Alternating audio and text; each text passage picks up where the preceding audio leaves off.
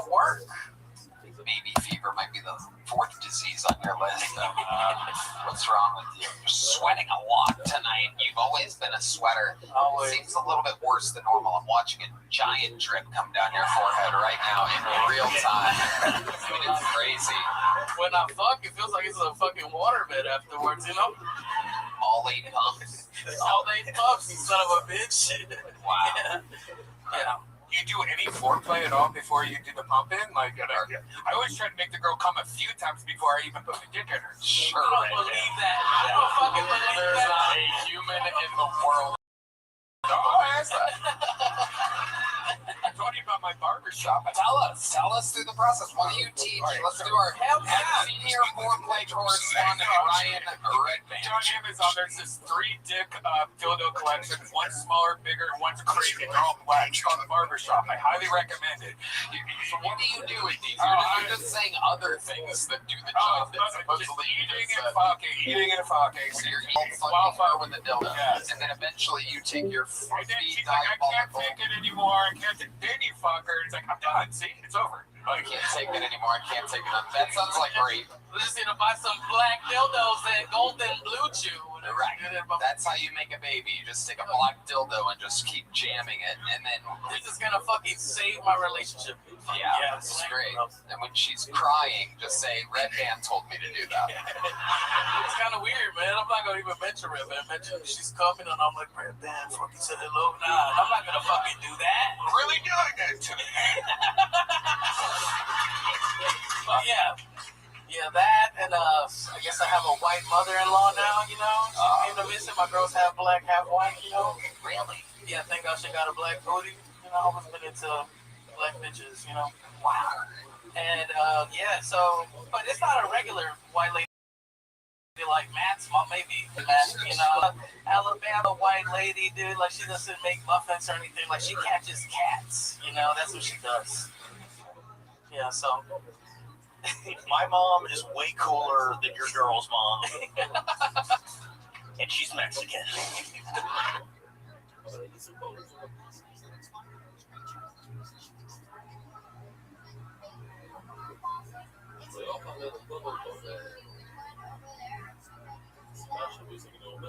Mega influencers, the official Trump war room, all of these people are within these group chats.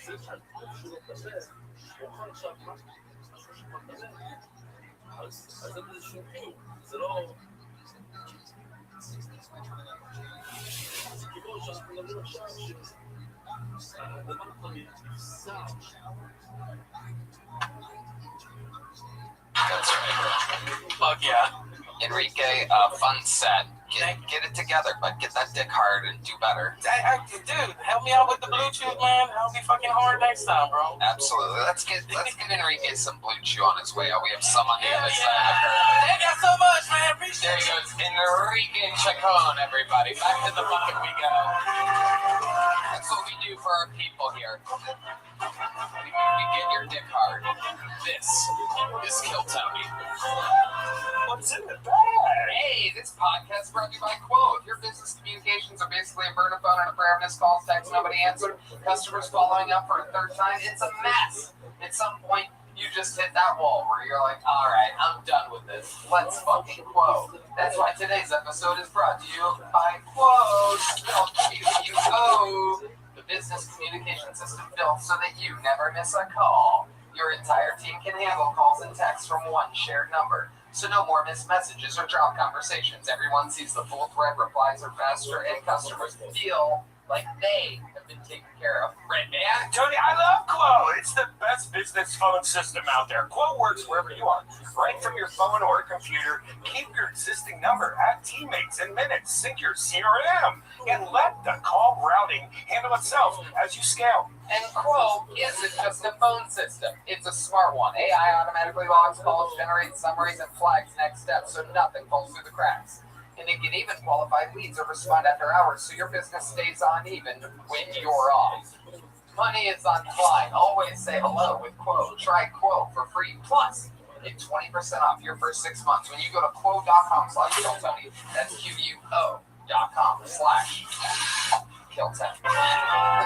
Makes your next a bucket pool. He goes by the name of Greg McCowan, everybody. We're going to meet Greg all together now. What's going on, Austin? What's up? Oh, so a lot's been going on in my life recently. I started dating this new girl. She's actually very spontaneous, and I speak for a lot of men here when I say we love spontaneous women. Like, she's the type of girl that be like, "Babe, come over here real quick," and I'll come over, and she'll be like, "I want you to put my dick in the Cheerios and let me drink the milk out of the bowl." That's the type of spontaneity I like. It's the type of spontaneity. I think it was because, like, my last girl, she wasn't really spontaneous. I love how everybody laughs. Yeah, she was not really spontaneous at all, bro. She was hella crazy. She was hella fucking crazy. Like, it's crazy when you find out she's crazy halfway during the game of Monopoly. Very crazy. Like, halfway through the game, she'll just say stuff that's, like, passive-aggressive to try to hurt me. She'll be saying stuff like, "How you buying up all the houses around the board, yet we're playing Monopoly in a studio apartment? Like, let that make sense, bitch." Like, this shit made no sense. This shit made no fucking sense. It's fucking crazy. Especially when she's like, All right, there you go. You want to finish it, Greg? you want to finish? You're close to the end there? No, I actually had like another 30 seconds left. Okay, well, yeah, I'm going to stop you there. Alright. Great. So let's talk about it. This is a girlfriend or just a girl you've been seeing? Girlfriend now. Officially. A couple weeks now. She's black? Yep, she's black. Is Spontaneous her name? No. Spontaneous Jenkins, wide receiver, University, Alabama. No, she's pretty fucking cool. She's pretty cool. She's been like traveling all over the world. She's been like France, Greece, and a lot of other places. Portugal. What is she? What is she? A flight attendant? No, she's actually not a flight attendant. She does a lot of work from home stuff. So like basically she gets paid to travel and escort. Maybe you might be on to something. She might actually. Her double life. Guys, what do we think about that? Did I mishear that, or did he say his girlfriend has a dick? Did you say that? That's the hot topic. No, she does You not have walked a dick. over, and then she puts her dick in the cereal. It lets me drink the milk out the bowl. I'm so glad you said that. That is just gay enough for D Madness to leave. Hey, Our resident homophobe, the reigning, defending, homophobic champion of the world. He's got no eyes, but boy, does he have an opinion. If he fucks a bowl of cereal, it's on accident. Man, baby, your pussy cold as shit this morning. I was surprised he found his way out. I was like, what the fuck, man? You better fucking respect D Madness. You are a temporary guest in this house. Sorry. Greg, how old are you? I'm 29. How long you been on stand-up? 2.5 years. All of it here in Austin? Not all of it here in Austin. Dallas, Texas, originally. Yeah. What do you do for work? What type of kiosk do you work at for a living? I actually work at the chicken salad chick. I actually have the hat at this moment. This is great. The chicken salad chick? Yep. I work there as like a shift leader. Oh, a shift. Yeah, last time I came here, I didn't have a job. Okay. So now I have a job. So, How's that working out? Seems like heaven if you're at places with chicken. oh yeah, it's pretty cool. Surprisingly, That's like me working at the cock factory, you know what I mean? it's crazy. I'm the only black guy that works there too. Amazing. I can see why that would be. They will. It's chicken salad, right? That is the whiter version. It's a wider version. But I bet you're back in the kitchen. They're cutting it up a little bit. Yeah, I do like a lot of different stuff. I train in a lot of different areas. Okay, like what? Can you train us? Can you train us to make a great chicken salad? Train y'all to make a great chicken with no ingredients right now? Go ahead, name them off. Shit. How do you do it? Basically, cut up the chicken and stuff like that, and mix it in with a lot of different ingredients. They have like their own recipes for like. How about your own? When you're making your own chicken When I'm salad, making what's my something crazy you throw in there? His dick. See, there we go. How did you know? You said it in your joke. There you go. There you go. What's the wildest thing you ever put in your chicken salad? In my chicken salad? I'm not a chicken salad eater, actually. I just work there. Okay, perfect. That makes sense. I could see why that would be. You get chicken salad once. Oh, you're on your sandwich diet. I forgot. Chicken is awesome. Red Man is losing weight by exclusively eating sandwiches. That's how unhealthy he was before. I'm not kidding, by the way. It sounds like a joke. I'm not kidding. Am I kidding? Nope. I'm being dead serious. He ate so unhealthy before that eating exclusively sandwiches, he's shedding pounds. It's unbelievable. Subway shit. It's amazing. Yeah, totally. That totally worked back then. That wasn't false advertising whatsoever. That Jared guy was super honest. You can trust him with your anything. I love it. Greg McCowan. Yeah. What's the, you ever gotten in trouble with the law? Why do you ask, Tony? I've asked everybody now. Specifically me, though? I've been asking everybody all night. Shit. Let me think. I got caught selling weed before. Oh, wow. In Dallas? Yeah, and By the police? yeah, by the police. How did they catch you? Was it a sting up? No. They just profiled me. They literally just profiled me. They was like, yeah, he's a young black guy walking back. Like, I was walking from the bus stop with a backpack on. He was like, yeah, you matched the description. Yeah. And he's like, you got me. Yeah. You caught me black-handed. Yeah, literally. God damn, how much weed did you have on you? Ballpark. Yeah. I don't need the I don't exact. really want to disclose that. Yes. Why? Is the case still open? It's not still open. It's like, it's been like dropped and shit, so. You don't want them to pick up. You don't want them I don't want to them spontaneously pick Yeah, it back somebody up. watch this and be like, yeah, you know, it comes back to life. It's, Yeah, cool. It's finals Christmas. Here's that motherfucker. So many criminals are caught here being pulled out of the bucket on Kill Tony. Caught many of people. Greg, you got a girlfriend right now? What's your love life like? yeah, I got a girlfriend, like I said. Oh, that's real. Okay, so Yeah, a couple weeks. real. Where'd you meet her at? Met her here in Austin. Where in Austin? Bar on 6th Street. Just a random bar. Just a random And bar. there you were. Did you go up to her? Did she come up to you? I went up to her. What'd you say? What was your big opening line? I'll fuck your cereal.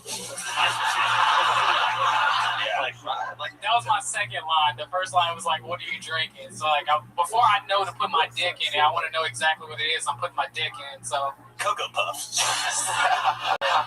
Is it a black girl or a white girl? yeah, it's a black girl. Okay. Yeah. Is she a little thicker? Slim build. She works out and stuff. Okay. Very good. What does she do for work? Right now, she actually left Austin to go to Chicago. She just went to Chicago, and basically now she works at like a Marriott. Yeah, she had to just like find a job. So In Chicago? yeah, in Chicago now. It's been like a couple of days now. So I'm with you, Chris. I'm pretty sure we're Together. realizing before Yeah. We're still together. you guys talk on your like cricket phone or something.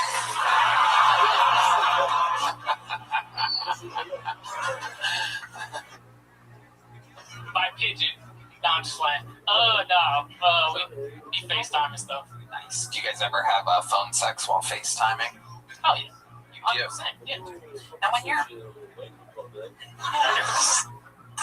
when you're having supposed like FaceTime sex, how do you do that? Do you like hold I have a bowl of cereal with me. No, seriously, do you like hold it in one hand while Yeah, I hold the bowl in one hand. All right, let's take the cereal out of it. I know you love it over. I know you love a good fucking cereal joke, but in real life, because I find that to be very interesting, right? It's hard to hold a phone. How do you do it? Do you have any special ways to? You just gotta hold it from like different angles, bro. Like you gotta catch everything. Right. You know what I'm saying? You're dealing with the front camera, so you gotta get it from like here, and then you gotta like sideways, so that like it looks bigger on the way. Do you really think you're gonna stay together? It's- I can't entertain that. This is crazy. We both love food and cereal. Yes, I believe we're definitely gonna. She moved to Chicago. You work at a chicken salad place. Yeah. You met at a bar on 6th Street. She works at a Marriott. Yeah. He even agreed with you. How'd you end up with an Irish last name? How did I? Yeah. I have no idea, bro. You're gonna have to ask my dad on that. Probably literally named me after it. You probably stole it. Like, right? Whoa. He probably stole it and gave it to me to, like, you know, to get away from it. My friend, Crazy. here's a medium-sized joke book. Great. Thank you so much for coming on. We're going to keep it moving. Got to keep rolling here. All right. There Already got a big one. There he goes. All right, great. Give back the big one. All right. There's the lovely Heidi, everybody. All right. Make some noise for your next bucket bowl, everybody. It's Luke Stam, everyone. Here comes Luke Stam.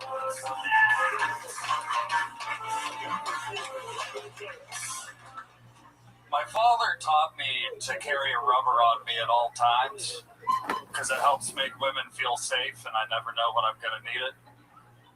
But I feel like I'm doing something wrong because anytime I pull out my rubber, women don't feel safe at all. So say meet you like right here, right now, and I take you home like I plan on doing. You know, we're getting hot and heavy. It's time for me to pull out my rubber. I just tell you, if you don't stick my fucking cock in your mouth right.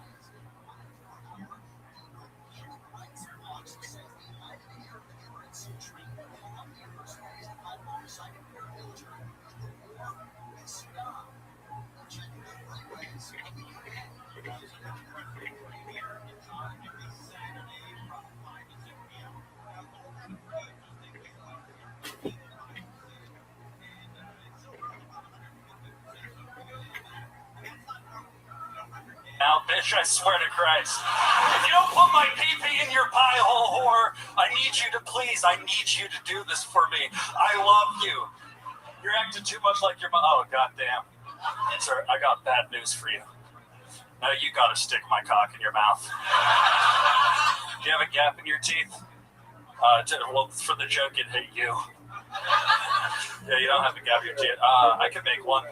And I need the gap. I love the gap because I got a vein on the side of my cock. It looks like if your thumb had a pinky growing down the side of it. And I want that vein to nestle in the gap in your teeth like a jockey on a set. All right, Luke. All right. We hit the time limit there. Wow. Luke, can you hand me my career back, please? My goodness. Luke, welcome to the show. I've never seen a guy that looks like a rapist that rapes rapists. I am doing the Lord's work. Yeah, it's some kind of superhero that when he finds a rape happening, you get behind the rapist and absolutely raw dog him until he's crying and I apologizing, regularly bludgeon screaming that he'll never rape again. He's the Dexter of rapists. Yeah. He genuinely looks like a Far Side cartoon. Yeah. It is incredible. You're very cartoony, Luke. How long have you been on stand-up? Going on 6 years now. How old are you? I'm 29. There's no fucking way you're 29. There's no way you're 29. I just turned 29 a few weeks ago. Oh my fucking God. What is happening in this world? It's been a long, rough, hard life. What's been going on with you? What is the last, Jesus, you couldn't have looked like this when you were 20. What happened? I've looked like this since I was 18. Why? How? A lot of drugs and alcohol. Okay, what kind of drugs? Cocaine, alcohol, pills, a lot. But I will be 2 years sober this month. Oh, congratulations. Amazing. What do you do to stay sober? What do you do to scratch that itch? I read a ton of books and just fester in my own anger in my own apartment. Wow. Incredible. You live by yourself? That I do. Amazing. Studio apartment? Studio apartment. Cement floors. I've broken 3 bottles of hot sauce. Oh, damn. I put the hot sauce on eggs and I get too excited to eat them and then the bottle falls out of my hand. And then go to the fridge. can't even imagine the end. Just shit. Oh, son of a bitch. Yeah. Oh, it's brutal every time. It's like $15 in hot sauce. So when the police come over and see a bunch of red stains on your floor, you go, it's just hot sauce, I officer. promise it's just hot sauce. Incredible. And there's a bunch of rubber bands on the floor. So I'm just working on my material. Yeah. I'm a proud comic. Amazing. And what can people, if we were to go to your studio apartment, what are on the walls of the studio On apartment? the wall, I feel like there's no windows in your place. there's one window, but there's a bunch of homeless people screaming outside of it all the time. Wow. Amazing. And that, just like pictures. Pictures of what? Just my own show posters. Oh, okay. Yeah. Nothing else. No pictures of any humans that you've taken. No, I do collect pictures from Goodwill that just are other people. Okay. And I buy the frames and then I hang them up. Wow. And then I make up stories for them. Like, if people come over to my house, they're like, who's that? It's like, oh, that was my cousin, Kathy. She died in a horrific accident. Right. Wow. You are a funny, interesting guy, Luke. Amazing. What do you do for work? What do I do for work? I've actually been fired from every job I've ever had. So I started my own company and I clean people's cars. You clean people's cars? Yeah, I make them clean. You go to them? I drive to them, yeah, when I got everything I need fits in my trunk and making it work somehow. Amazing. Is your car clean? No, my car's destroyed. I go on the road, so I live in my car. I don't actually live in my car, but going on the road, it's just, I have people like Keith Ray, pigs in the car. Yeah, that's crazy. What's your love life like, Luke? What is, I was born to walk this earth alone. I am married to the game, if you will. And the game is Magic the Gathering. No, I don't play that nerd shit. No, fuck no. I love it. When's the last time you were with a woman? When is the last time? Like a month or so ago. Oh, okay. All right. That's okay. So what happened a month ago? Take us through it. Exactly. How did you meet this person? How did I meet this person? She just saw me on this show before, and then she was like, oh, that was funny. I was like, let's make out like teenagers in the parking lot. Okay. And that's what you did? Yeah. You made out in a parking lot? Yeah. You didn't take her to your place? I was on the road, so I didn't have a place to take her to. I was staying at my friend's house with a bunch of children in the house, and I didn't want to subject the kids to my noises, Absolutely. if you will. Uh-oh, Uncle Luke's breaking hot sauce again in the picture. Amazing, Luke. Have you ever gotten in trouble with the law? Have you ever been put in?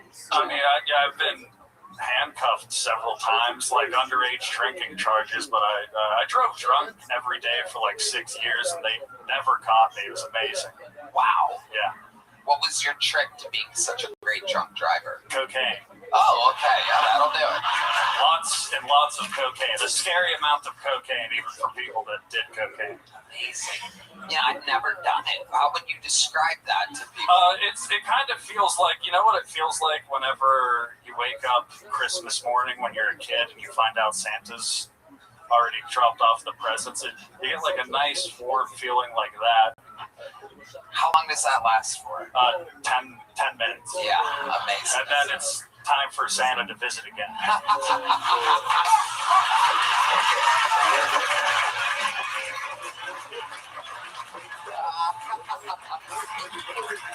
That's funny, Luke.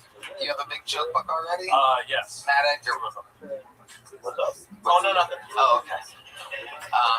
You already got one. Yeah. There you go. Luke Stam, everybody. Thank you, guys. We're going to keep moving. Oh, he really needs the rubber band. Oh, fuck that. Can't possibly buy a 1,000 pack off Amazon for $3 right now. Using the promo code KillTony. All right, your next bucket bowl. We having fun tonight or what, huh? This is as real as it gets, people. Next place for your next bucket bowl. Eric Blair, everybody. It's Eric Blair.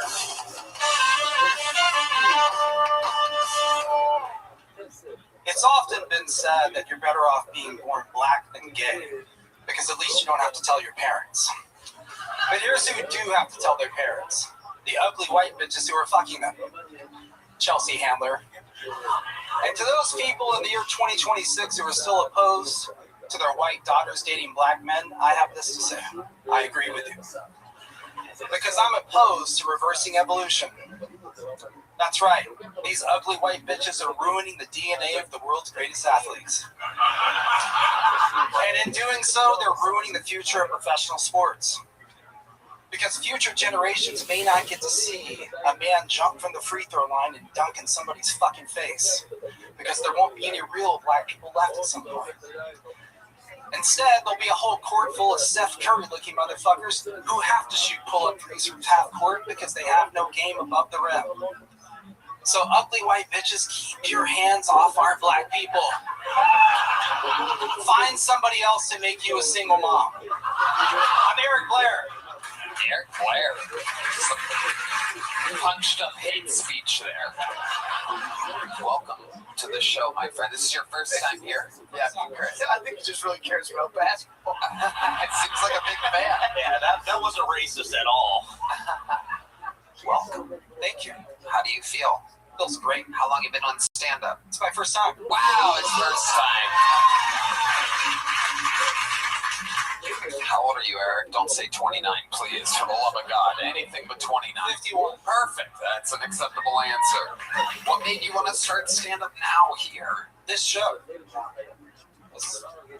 Became a fan about a year ago. I'm like, I never really cared about stand-up that much until I saw this show and said, hey, this shit is for me. So hell yeah. And here you are, your very first time. What's different? What is this how you envisioned it? I'm sure a lot of people out there watching probably think about signing up eventually or trying it. Explain from your perspective, a fan of a year, here you are. What's out of the ordinary? What stands out to you? I mean, honestly, it's only my second time to come to the Bucket Bowl.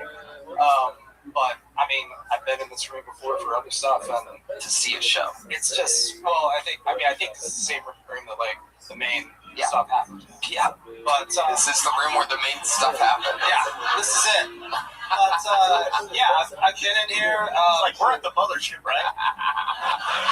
Right. No, I mean it feels fucking awesome to be standing here watching this show on YouTube every Monday, and then like standing here now. It's fucking amazing. Somebody just broke a beer bottle over their head because they were expecting a better answer than that about how you envisioned it and how it's different. Is there anything different than how you pictured it? The lights are not as bright as I expected because so many people here wear sunglasses. So I was like, shit, the lights is here. The ball cap is what does that, though. Your eyes are protected by the coverage. Eric, what do you do for work?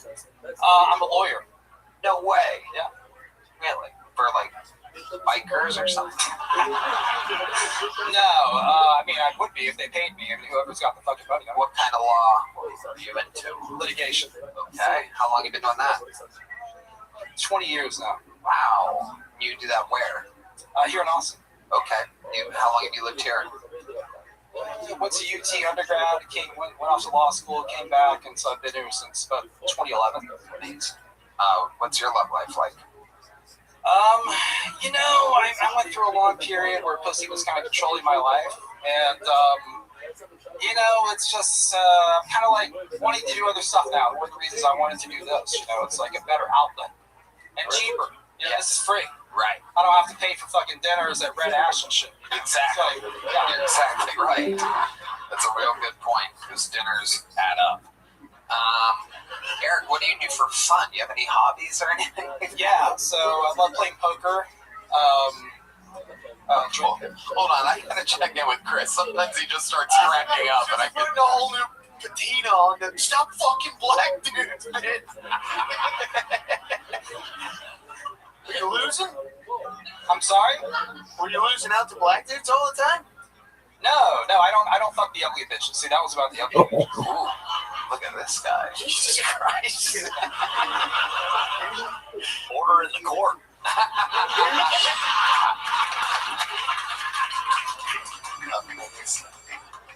So Eric, like the last woman you were with, did she leave like a bad taste in your mouth or something like that kind of? Just got burned out with it. It's just like Can you talk in more detail about what burnt you out exactly, other than the spending money on dinner? Spending money, cycling through a bunch of chicks. Were you doing this on like dating sites and stuff? Yeah, online dating. Yeah. Absolutely. What's the worst online date you ever went on? Is there one that really stands out to you where you're like, God, I fucked up? There is. Yeah. So, met a chick online, showed up at 24 Diner. Saw a chick standing outside who I knew was her. She looked like she was in some kind of like church dress. This is like July 4th weekend. In what? Like a church dress, like long sleeves and church dress. It's July 4th. Yeah. It's hot, scorching.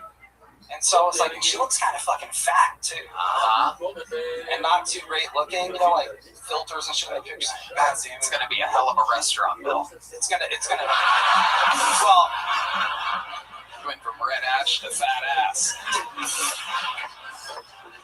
This is 24 Diner, so not so much, but right. Anyway, as I got to looking at her, I'm like, holy fuck, she's in a maternity dress. So the bitch was pregnant. Oh shit, that's hot. Yeah. Well, now you're paying for 2 restaurant meals. Not for me, but anyway, so I was like, what the fuck am I gonna do? Like, I'm gonna sit and wait 30 minutes to get a table and stuff. So basically, I looked for an escape route. Right. So I saw the busboys going out the back door, and I'm like, hey, I have to go to the bathroom. So I acted like I went to the bathroom and escaped. Was this? Go ahead, Matt. I've heard. So you're on a date with a pregnant woman, and then you aborted the date. Absolutely. I'm pro-choice when it comes to those dates. Yeah. Your choice. Yeah. Gotcha. Actually, mandatory abortion at that point. So let me ask you this: did anyone come over to take your drink order? I mean, by the time that you already decided to get up and leave? It was brunch, so no one came over. But yeah, brunch.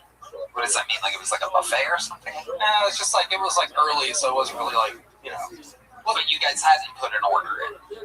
Not yet. No. Right. Waiting for the tables. You were just waiting for the table. Correct. And then you went out the back door. Right. Wow. No, don't do that. That'll set off the copyright things. We literally can't play any music anymore. I'm sick of giving fucking CBS our money. All right. Whoever owns the People's Court, like, there's a thing going on with YouTube. They have robots controlling. You can't do anything anymore. Anyway. We might need you to litigate for us. Amazing. So you got kind of catfished and you weren't having it. So you were out. It's interesting that a pregnant woman would do that. And it was like second trimester too. This wasn't like a little pregnancy. Wow. Incredible. So that wasn't hot at all to you? Like, you didn't think, like, maybe I could get that pregnant bitch? Absolutely not. That was fucking disgusting. She was about to burst. It's never good when a hand comes out. The baby's hand's like, check. Please. Okay, let's do this before I let you go. How about the best online date you ever had? What was just the fucking absolute wow? That was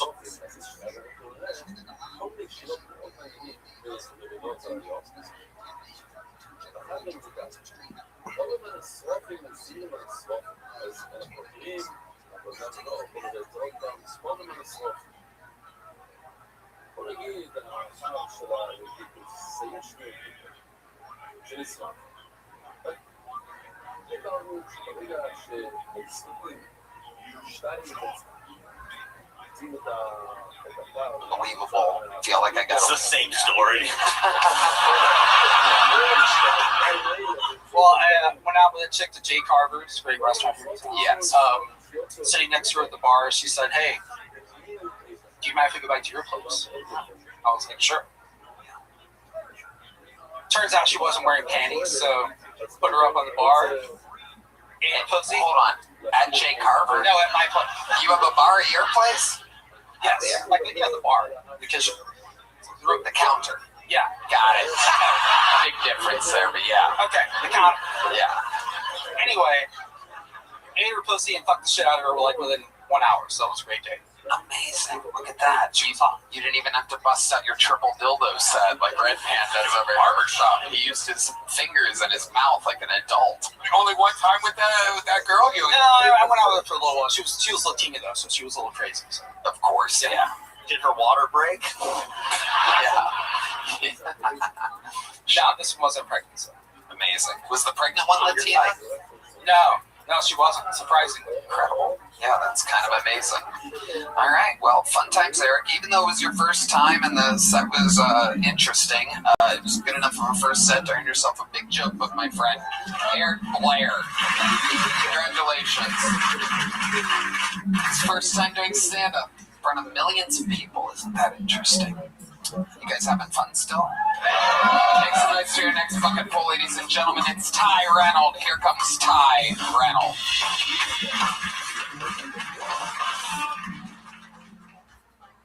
Hi, everybody. My name is Ty. I'm from Baltimore, Maryland. I just moved down to Austin. It's very violent in Baltimore. Down here, it's just like domestic violence, so it's cool. Baltimore gangster as hell, but I can't be a gangster because I'm ticklish. You ever try to hold somebody up? Oh, give me all your motherfuckers. Chill, yo. I knew I wasn't a gangster because I got in a shootout one time and I had thumb flip-flops on. You ever been running for your life in thumb flip-flops? I thought the shootout lasted 20 minutes longer because my heels was clapping down the street.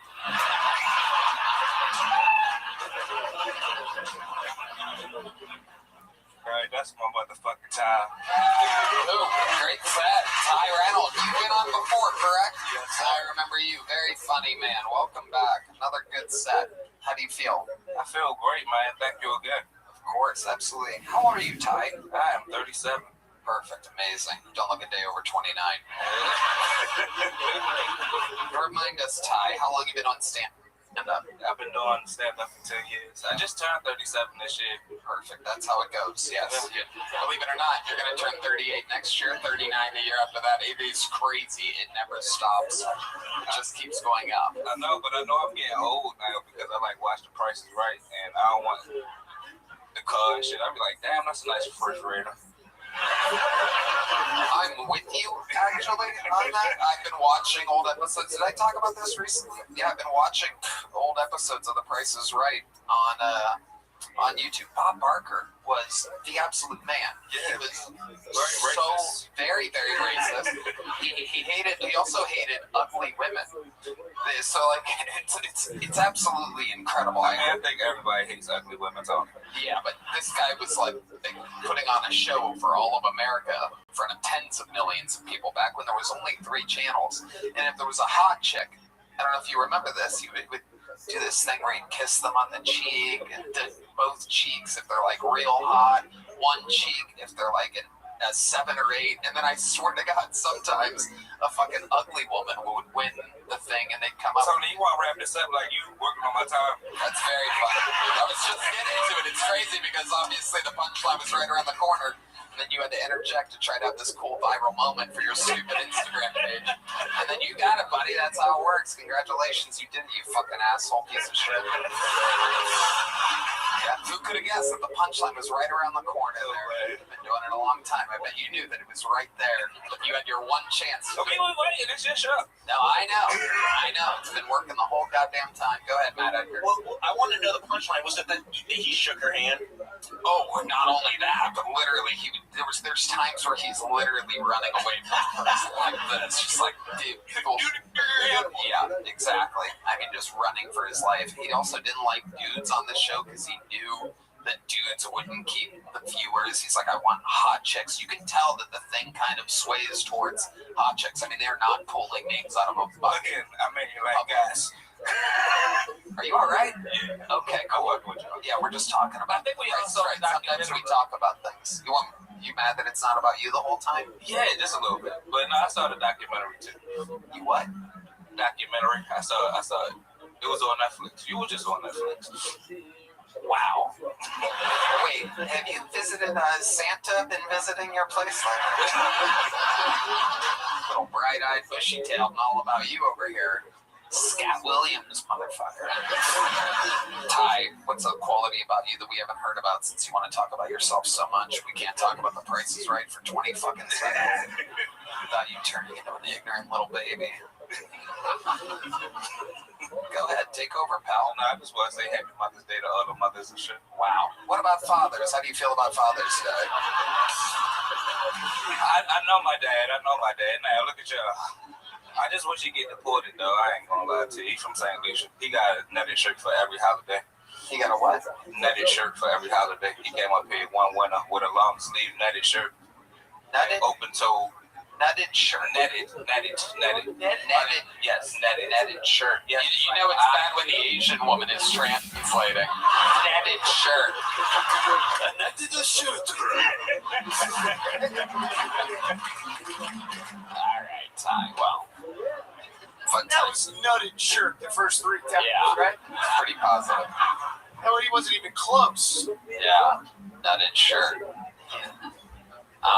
He started off so good. Yeah, it did. It's a shame. It's just hard to get to that Price is Right thing. It's just a fun fact, a little something to go down a YouTube rabbit hole on.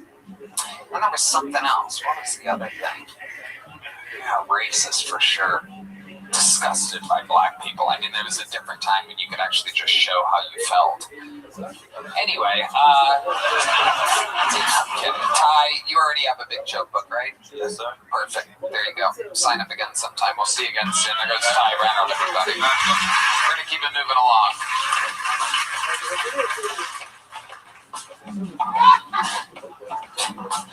Your next bucketful is David Kahn. Come on down, David.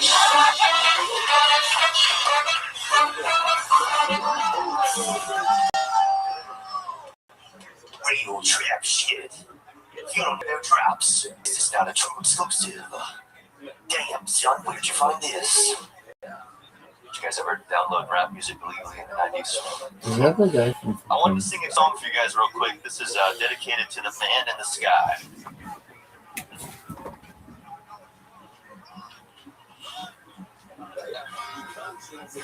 There you go. Will they open up the gates for Bill Gates? Will they open up the gates?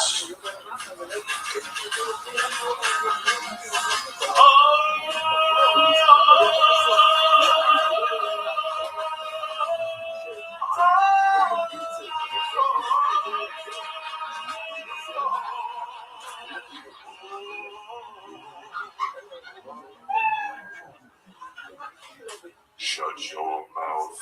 Get back in line. Don't you dare. All right. Jesus Christ. Fuck. This is not the schizophrenic performer from tonight, somehow. Amazing. David, hello. How are you? Is this your first time on the show? Hell yeah. How long have you been doing whatever it is that just was? A long time, but I've been doing stand-up for about a year and trying to combine them for a shorter period. What made you want to start stand-up a year ago? What exactly was it about stand-up that drew you to it? I've always been the class clown as a kid, and I feel like I always told myself I would get into it, but I'm 36 years old, and I'm like, shit, if I'm not going to do it now, like, I'm probably lying to myself, and I'm never going to do it, so I moved down here. How's it been going? It's been going great. I love it. I've been doing mics every day, and I got to do the Mothership mic last year, and it went pretty well. Okay, I guess. What were you doing musically before? I still play music for a living all the time, like around town. And You play acoustic guitar and you sing. Yeah, and not the Bill Gates song. I do like covers of like Bruno Mars and stuff. Right. Nobody pays me for the Bill Gates song yet. That makes sense. Do you exclusively make money playing music? I do. Okay. Yeah. Amazing. Where do you play around here? What type I of... played at the Edge rooftop on the Marriott. I played at the Culinary Dropout in the Domain. Played like a 17-year-old birthday party this weekend. A lot of Marriott references this episode. Yeah. A lot of... anyway. Amazing. What's the coolest thing that's ever happened to you while playing live music? I did an arena tour internationally around Europe in 2019, and one of the guys in the band was an Elvis bandmate. Did 1,000 concerts with Elvis, so I had a mutual bandmate with Elvis Presley for about 3 months. Toured around Europe with that. That's cool. How'd you end up doing arenas? What is that tour? They found me on the internet. Believe it or not, I have one of the largest vocal ranges of anybody alive. Great. Let's hear it. Find it. Okay. What's your highest? And let's start at your highest and go to your lowest.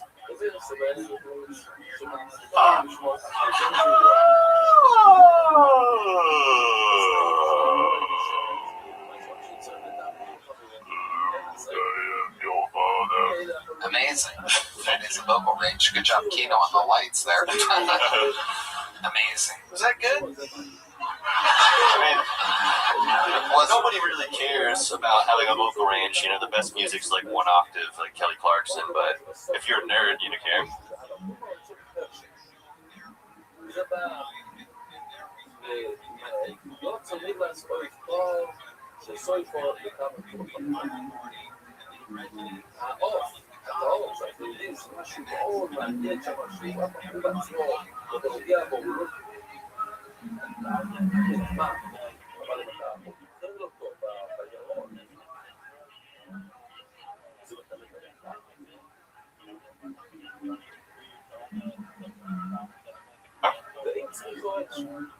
Well, I mean, I could belt something out, but I was trying to do a whistle tone. There's a video of me doing some really nice Ariana Grande whistle tones. If you look me up on the internet, that people make. Can't do it now? Just do it now.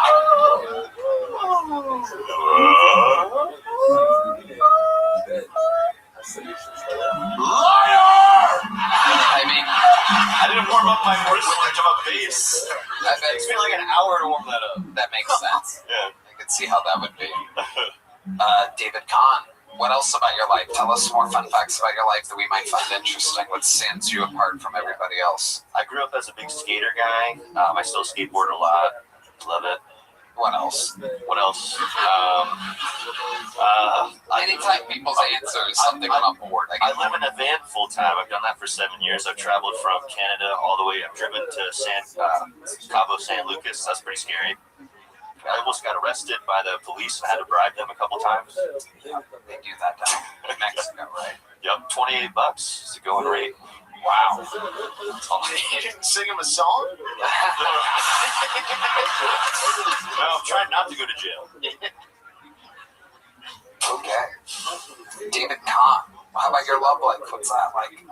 It's a failure right now. I was dating this girl. I actually had a joke. I was thinking about coming in and doing stand-up, and I'm like, maybe I should just sing a song. Because I was like, you're going to look at me as the singer now from now on, but really I'm trying to do stand-up too. But I had a joke about a girl I'm seeing. Why don't you do it like you would have done it? Okay. All right. Instead of the shit, dog shit. I appreciate it. Thank you. So I was eating out this girl I'm dating as of recently, and she doesn't shave, which is fine. But I ran into an issue when I was chewing a piece of gum. Keyword was. So it became this game of me trying to keep her right under orgasm, where she's just about to be distracted enough where I can extract these pieces of gum from her bush. And I would have gotten away with it if it wasn't for her overly curious dog.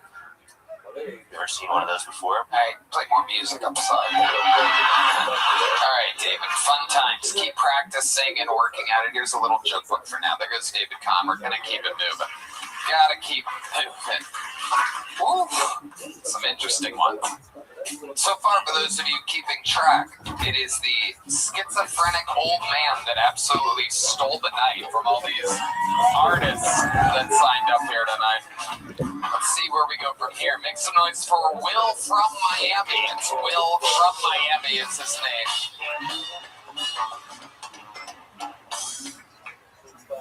Behold, 4 inches, everybody. Take perspective.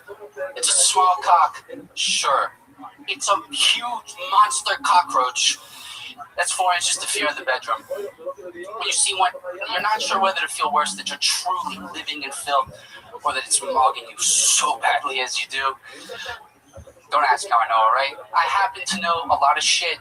And based on the shit that I know, Dubai chocolate sounds disgusting. It doesn't sound delicious at all. It doesn't help that it's green either. Anyway, people ask me if I'm gay, and I say no, but I spend a lot of time with gay guys. So I'd be lying if I said none of them ever rubbed off on me, you know what I mean? Am I gay? I mean, I don't know. I mean, I've heard of bisexual erasure. I'm pretty sure that's what my brain does when I close the pornography tabs before bed. Good night, my tweet. Anyway, I wanted to join the military when I was younger, but I couldn't in those days. Apparently, Uncle Sam wants you to be an alcoholic, but like later, when it's the VA's problem, not the CO's. Anyway, so, all right, Tony looked very disappointed. Well, I mean, the fact that you're looking at me says everything right now. Hundreds of people It's out my there. third time going on stage in any capacity. What made you choose this? I haven't taken it on the road yet. You know what I mean? So this like your show, you mean? Yeah.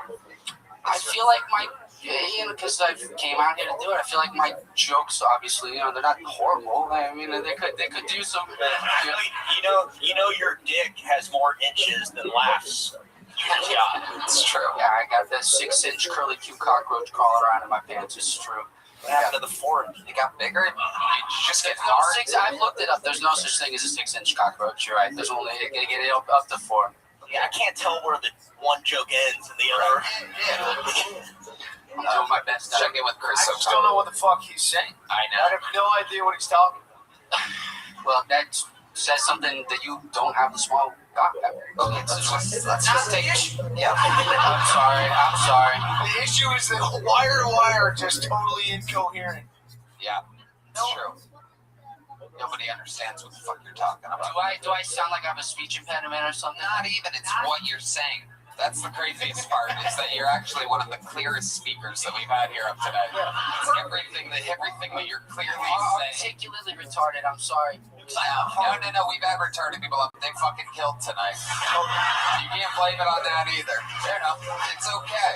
It's just not really the place to be doing your third I hour. understood the schizophrenic and the black guy from Baltimore way better. Yeah. Way better. And then one of them needed a Chinese translator at one point. So imagine. Okay, well, let's at least find out more about your life. Funny stuff that you could be talking about. Obviously, you are Will from Miami. You're from Miami, Jersey. Unfortunately, yeah. Okay, why unfortunately? Because it's given me this toxic personality that's not enjoyable for people to experience that in way. That's the realest thing that you've said since you got here. May I say a little bit to try to redeem myself in your eyes? I'm divorced. I don't get any pussy. I'm doing my best. I'm devoid of confidence. I'm not. I know how you get. What you should have said during the minute. I know. I think I'm too clever, and I don't want to. You're not. See, there you go. You're beginning sliding back into that. It's an issue that is pervasive. Probably. I'm not the only one who has this mistaken belief. Whatever. You seem like a nice guy. I am. No, I'm not trying to be defensive. I'm trying not to kill myself when I go home tonight. Don't kill yourself. I'm trying. I'm not the only one who's a fucking loser. It's okay. Will, relax. Stop. Are you on Adderall or something right now? No, I don't even know. Okay, relax. Take a breath. Yeah, just relax. What was the trip like from Miami? I mean, I was like cutting off people and driving on the shoulder and doing all these crazy maneuvers and stuff. And then when I got here, someone tried to kill me on the road. And I was feeling bad the whole time that I was doing all these maneuvers. But then when the guy was trying to kill me, I felt like maybe God was preparing me for this sort of Dark Souls encounter. Holy shit! That I had the first or second day that I'm in Austin. So I'm happy to be alive today, I guess. Yeah. Will, so let's talk about it. How old are you? My God. How old are you? I'm 32. 32. What made you want to start stand-up now? You think I don't got anything else going on, really. What have you been doing? What do you do for work? Work, you name it, I've done it, sold it. But I've had every type of bullshit. You got it. Simpler questions. Yeah. How?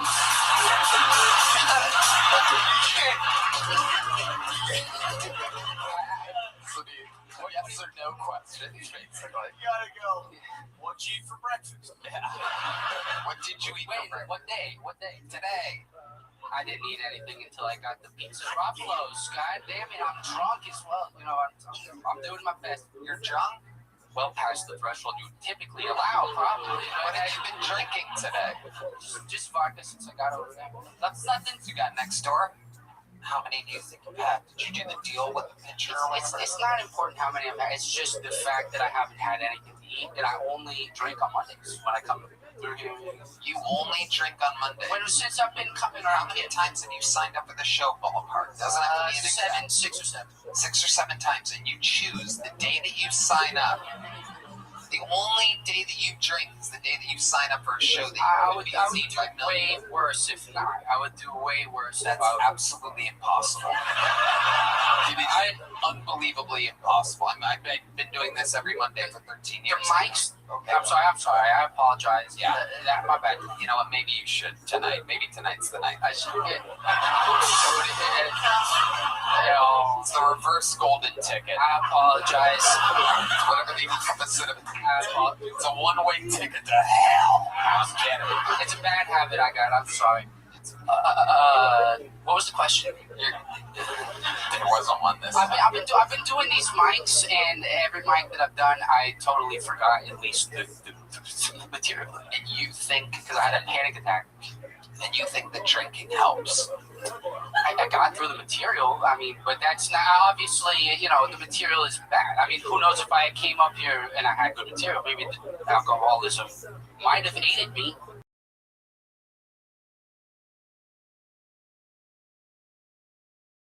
He's like the Woody Allen of Florida. I'm half Jewish. I do kind of get the sense he's got some good ideas in his head. He just can't get them. Do you have another joke that you didn't do today that might work? No.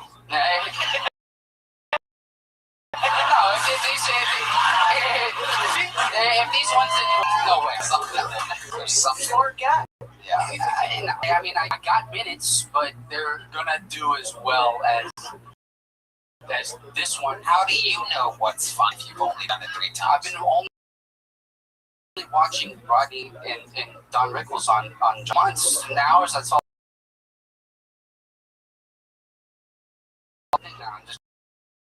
So I think I got a sense for it, but it clearly only so far.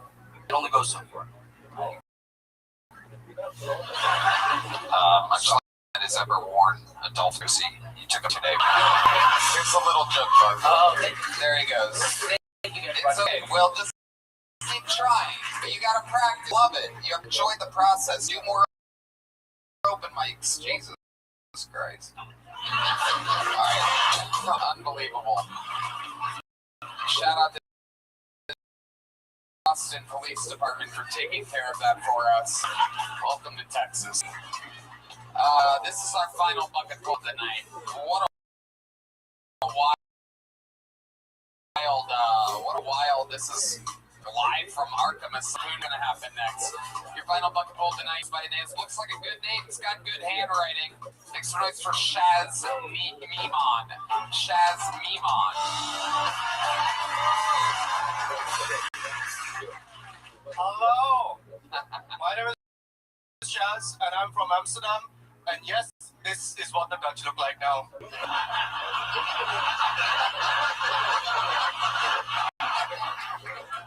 Now I can see that some of you are looking into my face. I want to acknowledge that I have a very distinct look. I've had this mustache for the past 12 years. I have heard of it. I get ranked to them. Like yesterday. This literally happened yesterday. I was walking around 6th Street and a homeless guy called me a Middle Eastern Mario. I was recently in a meeting with a colleague, and as soon as I entered the room, he said, "Look, here comes the Indian Monopoly man." The best one so far I've gotten is I matched with a girl on Bumble, and her first message to me was, "You look like your dad fucked a Pringles can."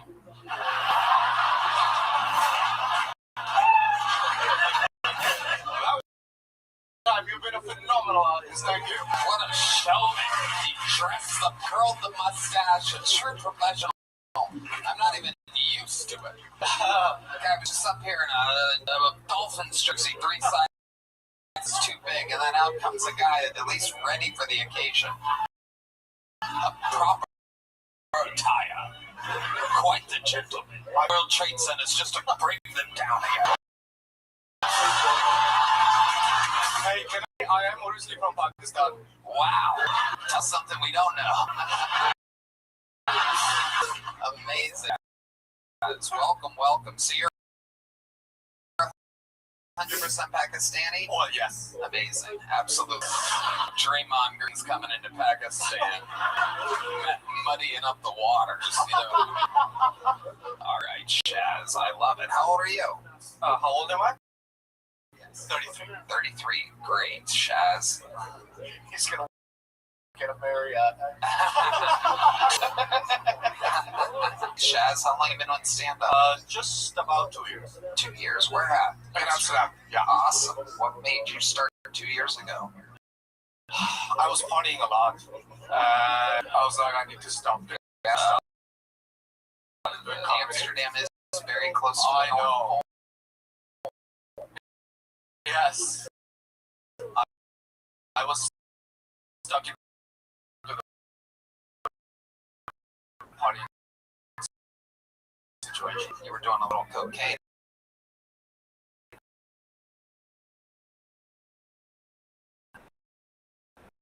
From Pakistan around 10 years ago.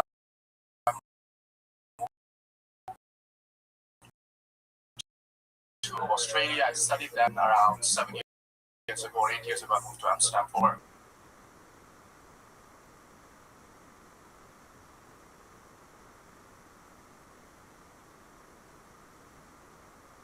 What do you think about you doing stand-up comedy? What do the Pakistanis think about it?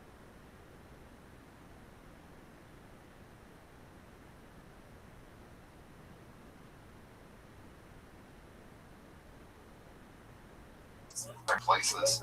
Oh, like Amsterdam. For example, if I talk about Amsterdam, everyone here just thinks it's about weed and prostitutes. It's not. There's so much more to it. Okay? Try the cocaine. Please, try the cocaine. Oh, yeah. Oh. Yeah. Chris O'Connor. Did you live Close to Bin Laden.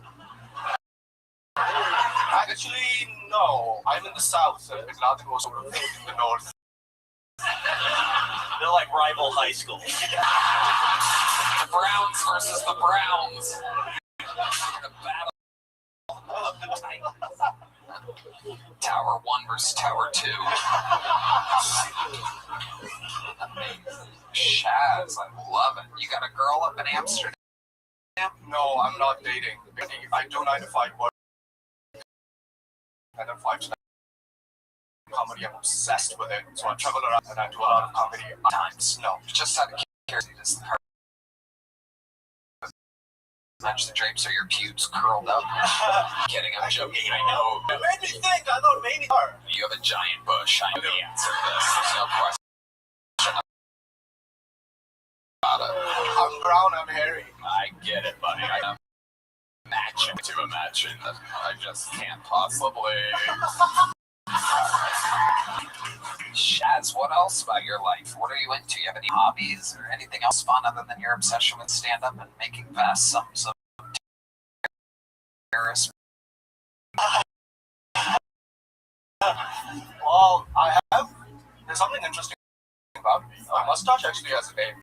It's called Jessica. It's a festival, and this is a festival where there's no phone. 3,000 people, and everyone's high on LSD. And the second day of this festival, as I was walking towards the stage, there was a girl who was also high on LSD. She looked at the most incredible piece of art. Her name was Jessica. She gave me a sneaky kiss, and she requested if I could name her. So I've been calling it Jessica for this. Just because she gave you this? Yeah. Yes, I was desperate. Let me ask you this. Shaz. If we got a girl, How's that? Is there a girl out there? Let's get those red lights up.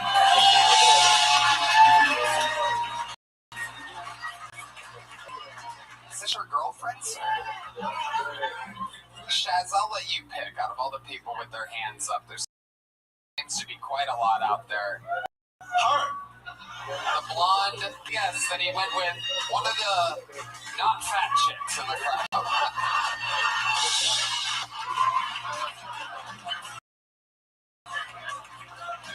I'm sorry, you're very sweet. You've been amazing. There you go. Have some Zippix. Have some Zippix. Have a Sharpie notebook. There you go. You have a great spirit, but somehow that would be kind of shit. Here you go. Damn, bitch. Sweetheart, wait. 1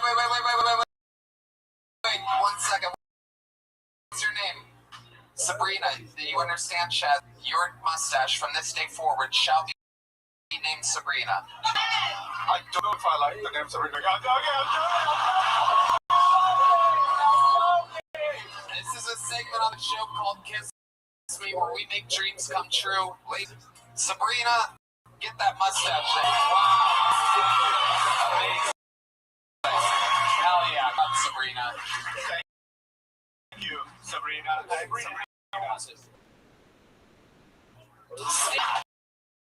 Well, now you will sit on my face forever. Wow. That is incredible. It's amazing. You got to kiss the girl from Joe the Ozarks here.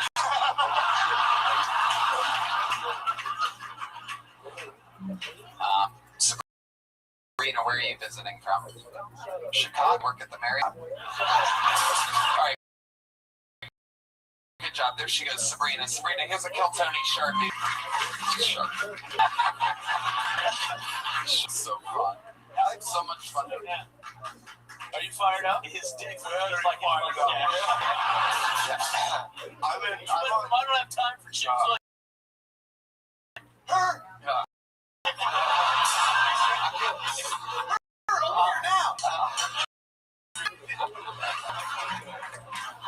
I am Muslim.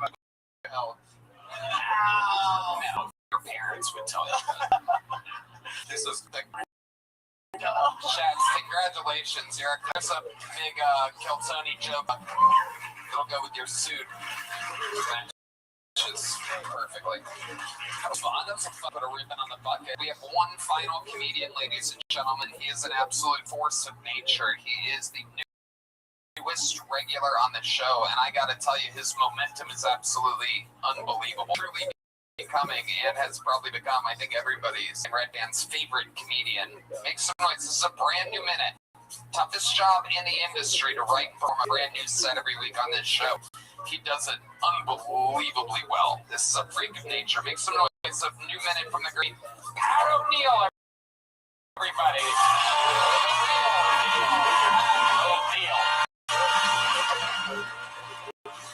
Folks, what's a question for the fellas in the room? Fellas, you ever have a girl tell you she's gonna give you some sloppy head and think to yourself, no shit, fatty. You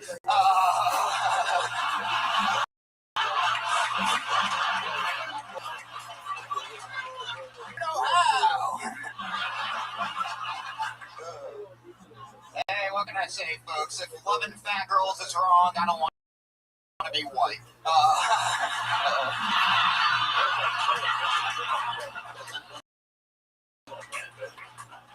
Other night at the bar, herself is a light-skinned Latina, but I think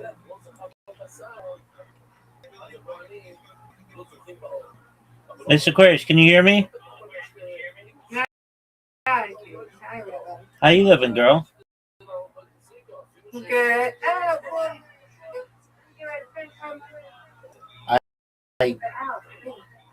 What's going on?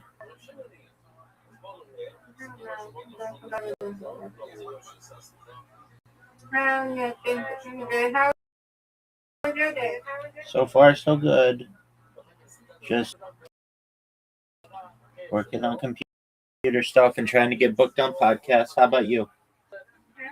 I'm good. I'm ready to stuff late, but I'm about to get ready to go take a picture over here to that place. Go quickly, pink from my hair and get on and take my shower so I can get on. Yes, ma'am.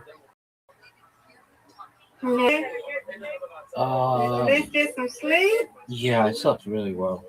Thankfully. All right, yeah, well, I had to wake up at 5 and I dropped out at 5 because the lights out. It wasn't raining there, but it rained. It rained when I was at work.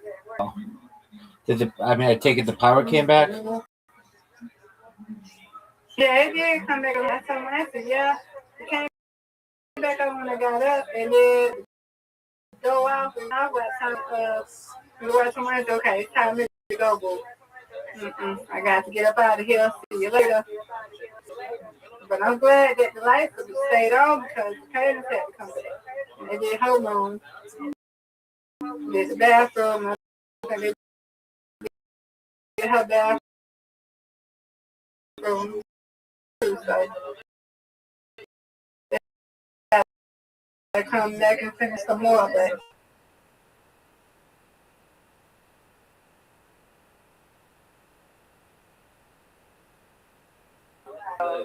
You got to rest up too, so I don't blame her. See, this is what I'm going to do up here in July.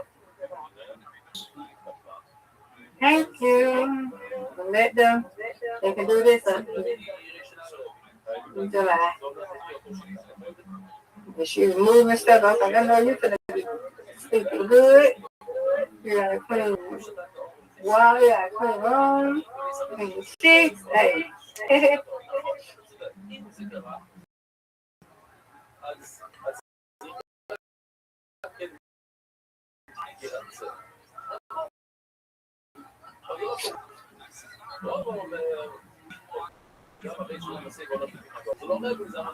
Yeah.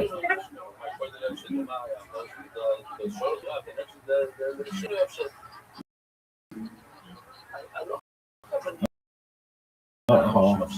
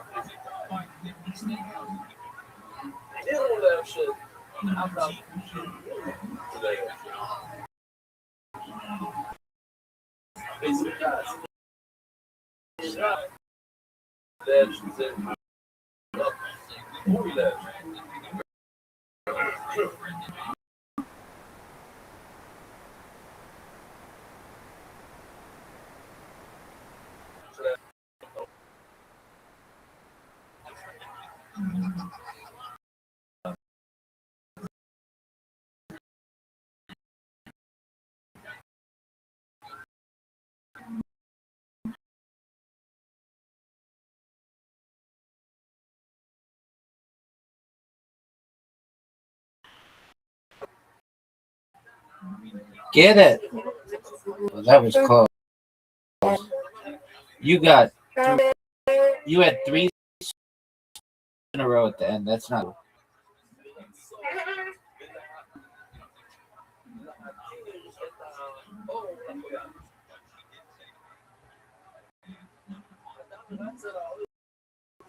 Reload.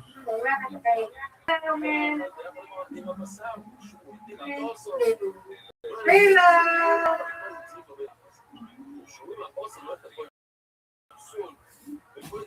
What'd you do with J-Ski?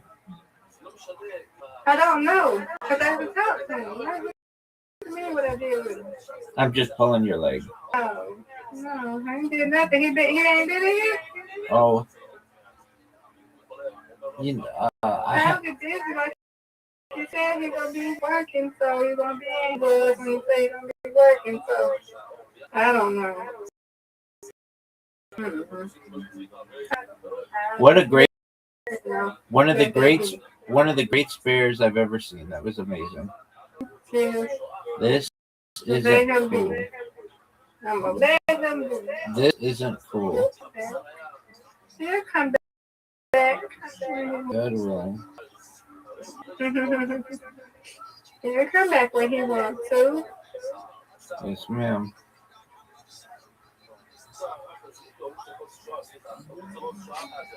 Yeah.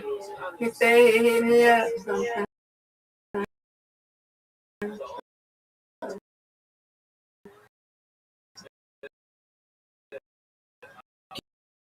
Yeah. Yeah. Right.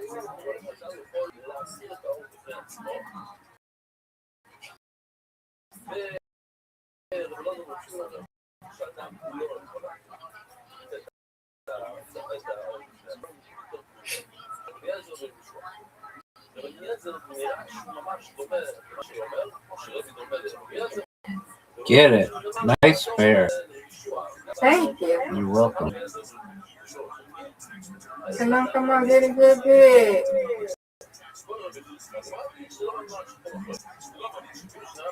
Hit it. You know you got it. Ooh. Come on. You know you got it. Don't worry. Still winning. Oh, that was good. Thank you. This was trick for. Oh, got it.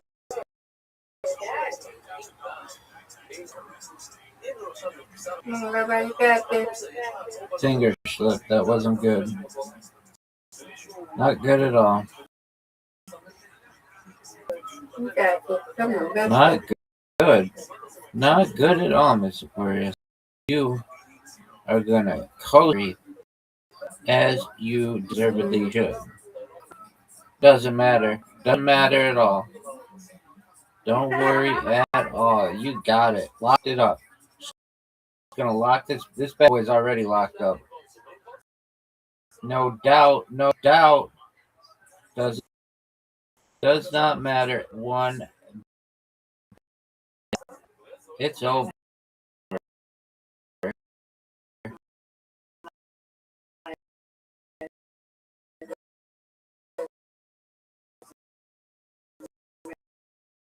It does not matter. Mr. Quartz has his bed. I know it.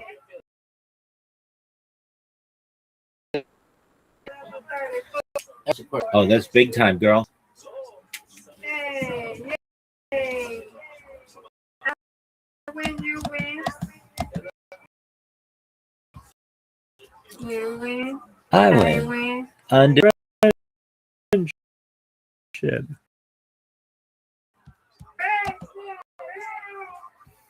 That's right. Good job.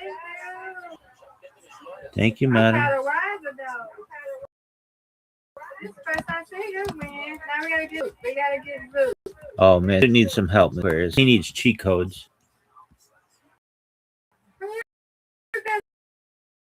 Well, have you ever one he still does it? Like you do your teaching? There's no teaching him, Miss Aquarius.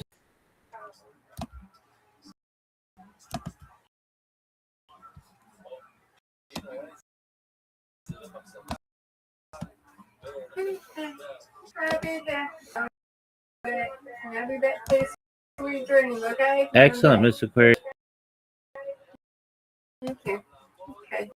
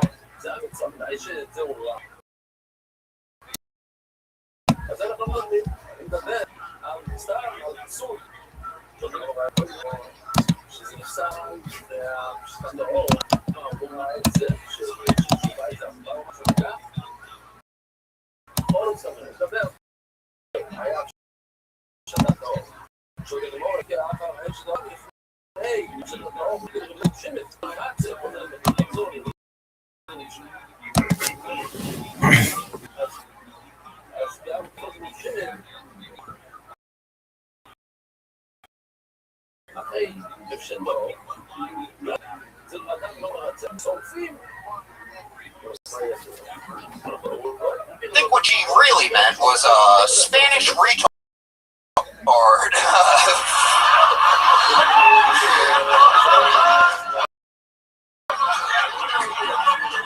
that's all for unbelievable.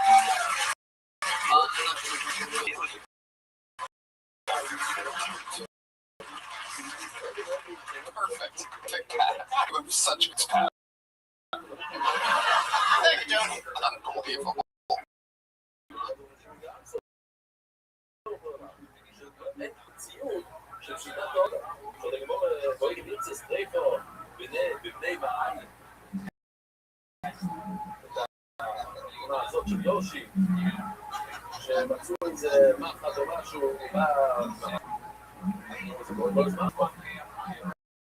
This first one's a question for the fellas in the fellas. You ever gonna give you some sloppy head and think to yourself, no shit, fatty.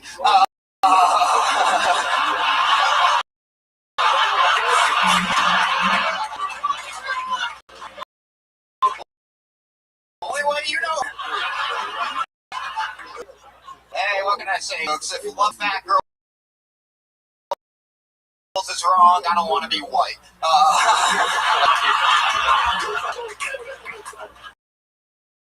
Other night at the bar, I was talking to this girl who described herself as a light-skinned Latina. But really, man.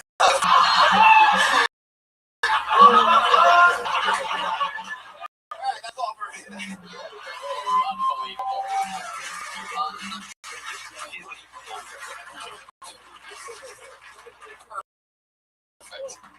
Perfect. You have such great jokes. Unbelievable. My God. How's it going, buddy? Good. It was crazy. Yeah. People messaging me and stuff. Don't leave a fella alone. I know. That's TV now. Yeah. Yep. You're making it. You're living the American dream. How's life changed? Anything that happened? Not really. I don't know, not really. Talking to people. You got to do making some merch. You got to do one. Really? People keep telling me to and offering it. I'm like, I don't know. Kind of funny that talking to people now is new. What? Talking to people is crazy. Talking about everything. His whole life changed. Oh, yeah, talking. Yeah.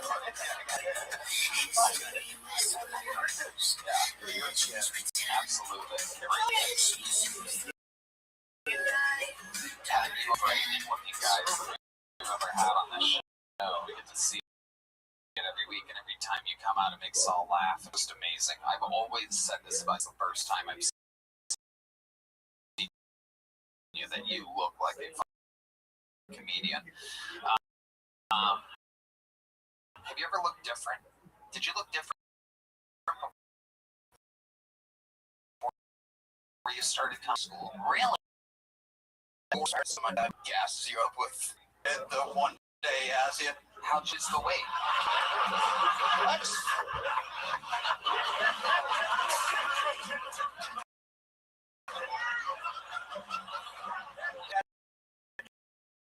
Got one day in the custody battle.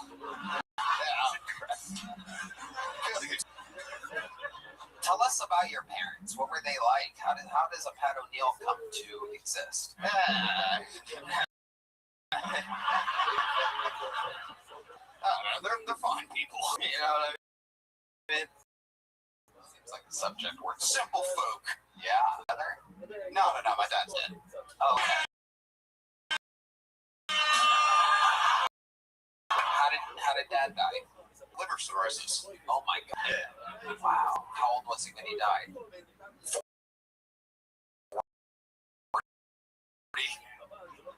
went over this. Wow, we did, huh? Yeah. Okay. All right, perfect. Yeah, I'm going fine. I'm always checking. You notice anytime anybody does anything with drinking or smoking, I'm very, very curious. Perfect. Amazing. How old were you when he died? Like 16. Wow, that's a tough time. That's how comedians are made. Yep, that's how a fucking joke smith like you comes. I don't want to have one of these pussy normal lives. Right. Right. Yeah. Exactly. Having two parents, being born and raised in Miami, you know what I mean?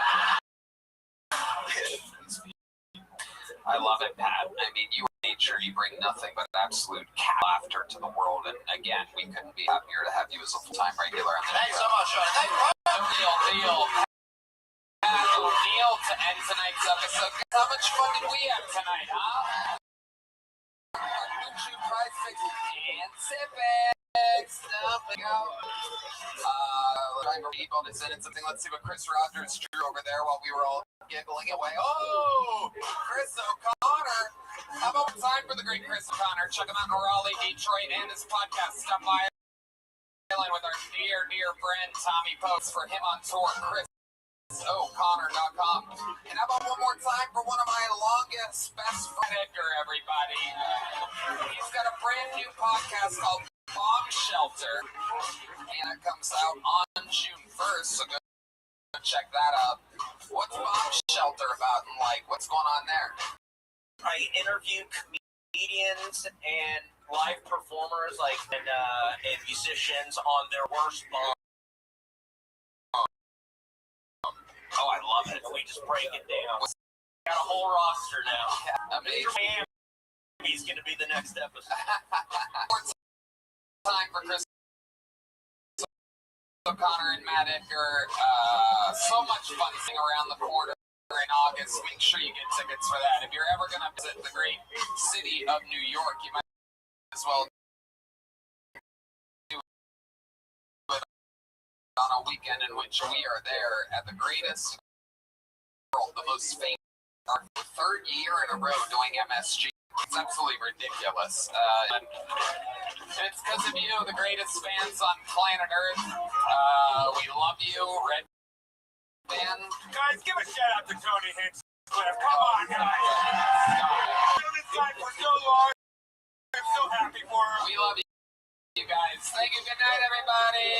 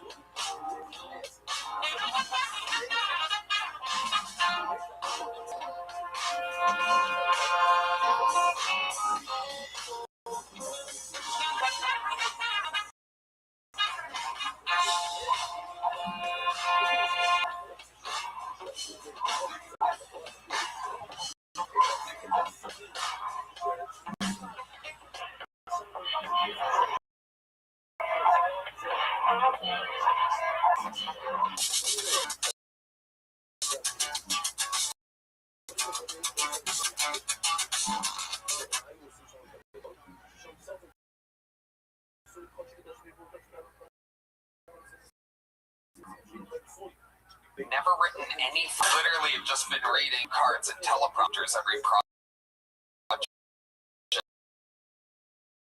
they've ever done, with the inability to thought. They just read what writers wrote for them without any originality whatsoever. And the writers I used to work with, there's a few great writers in that writer's room, and the rest of them are just living in a bubble of mental illness, and it's very exciting. But, I mean, the most, you know what I mean? I got called a Nazi, gay, a racist over and over again. I'm none of those three things. A little fun fact. But they are they are fat, ugly, black.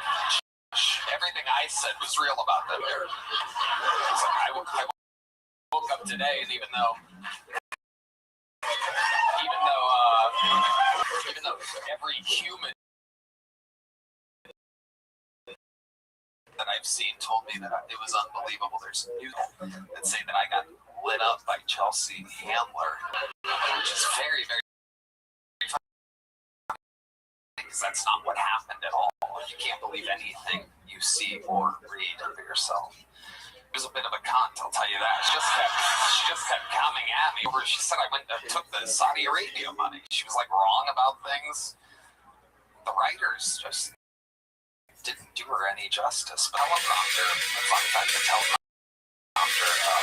only went down during my set, and it gave me a lot of opportunity to remind Chelsea Handler what she looks like and where her life is.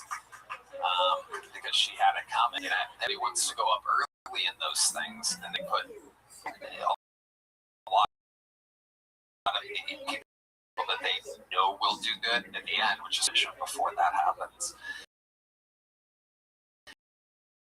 And so what they don't realize, though, because they want to go up early watching what they're doing. So when Chelsea kept coming at me, I got this bitch up. Anyway, it was fun. We're back home. Shout out to Master Tony Vamp was there, the great Dick Pearson Crush, and of course, the powerful Shane Gillis dominated hosting the show. We love Shane. We love Shane. But we're here tonight. We are here for the #1 live podcast in the world. Here's a little bit more from the amazing sponsors that made it all possible. Hello there. Sponsored by Saley. Whether you're hitting the road for a comedy tour, escape the country for a vacation, getting off a long flight, realizing your phone doesn't have internet is an absolute nightmare. That's where Saley comes. Tony, I love Saley. It's the best. I use it all the time when we leave Austin. Saley is the new travel super simple eSIM app that keeps you connected to over 200 places around the world. Digital SIM card. That means no more swapping out those tiny plastic cards, no more waiting in line at the airport, and no more getting scammed by weird kiosks outside the plan, and you're instantly connected. Say goodbye to those insane, expensive roaming fees and get an exclusive 15% discount on Saley data plans. Use code KillTony at checkout. Download or go to Saley.com/KillTony. Right now. That's ILY.com/kill. Hello there. This episode is due by Zippix Nicotix. Zippix gives you a clean, convenient, and satisfying way to curb nicotine cravings without smoke or vapor. Red Man? Tony, I love Zippix. It's the best nicotine product out there. People are switching to Zippix. It's made with simple ingredients and plant-derived nicotine gram or 3 milligram options for a smooth, controlled release.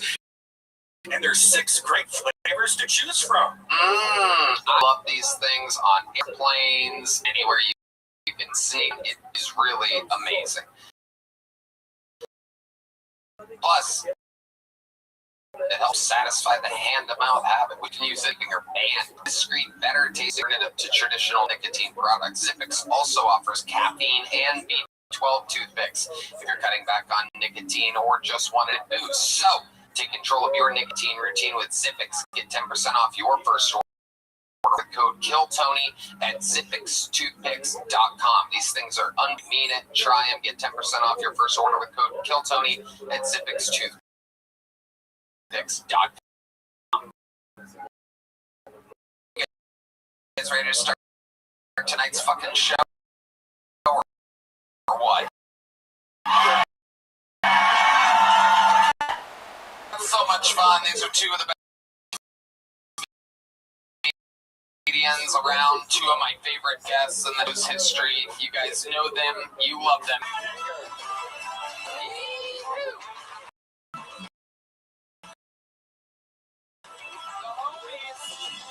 Local motherfucker Connor is a star. He's up in the podcast stuff. Touring the country. Tickets available in Coastal Connor, North Carolina, Detroit, Michigan. How about a hand for my good friend Matt? Everybody. Working together this week, 19 years ago. A little fun fact about me and Matt. May 2007 at the Comedy Store. So I was 22. He was 21. Now I'm 41. You're 40, right? Yeah. Crazy. That's nuts. Yeah, and one of us made it. Thank God I won that coin flip. Chris, how you make contact? You were right in the middle front of the roast of Kevin Hart. We had a lot of fun. Yeah, that was. Oh, I forgot you were there. Yes, we were really fucked up. I was talking to Seth Green about Star Wars. An hour ago. Seth Green was there. You are of a lot right now. Jeez. Yeah, no, I know. It was a very odd plane ride home today. A lot of scary dreams. And if you guys get blacked out last night, you just... Look on that guy in his face. Still hurt. I know. It was so. I looked like I woke up looking like children. That's how rough my night was. I just had like a Botox, swollen, inflamed face that just seems like you used to be successful 15 years ago and you're not anymore. You know what I mean? It's like felt like that. The worst feeling. A 2-hour nap and I was back to being one of the best in the world. And shoot, no, I'm kidding. Shut up. You guys know how the show works. Over 200 signed up for this. Some of them could be the next great comedian of planet Earth. All the regulars, ticket winners were found out of this bucket. Could happen. Rightly give any effort, anything can happen. They get 60 seconds uninterrupted. Another time is up and you hear the sound of a kitten. And then they have to wrap it up. Then or else they bring out the angry West Hollywood bear, which rudely interrupts them. I can interview with them. The entire thing is live and improvised. Anything can happen. You guys ready to start tonight's fucking show? I'm gonna let this Tyler's name out of the bucket. Hell yeah. I'm not a lady boy. Yeah. Right. And while that happens, I'm gonna bring up one of the great regulars of the show's history. And he does it every fucking week. Not easy to do. It takes balls, courage, and all. And here he goes. Here with a minute to get started while we wrangle that first fucking noise for the great former Storm of Atlanta, now Boston, Texas. This is a set from Detrick Finn, ladies.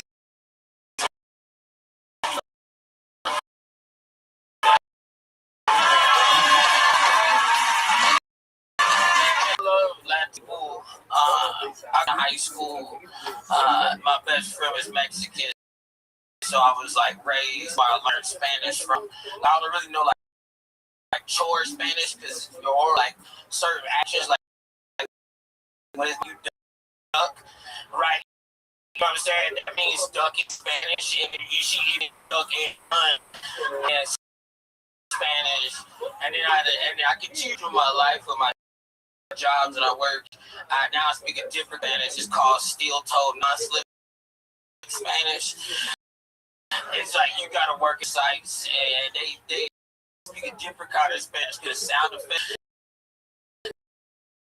Like, are you Spanish or Mexican? Did you correct? Spanish means socket wrench. Like that means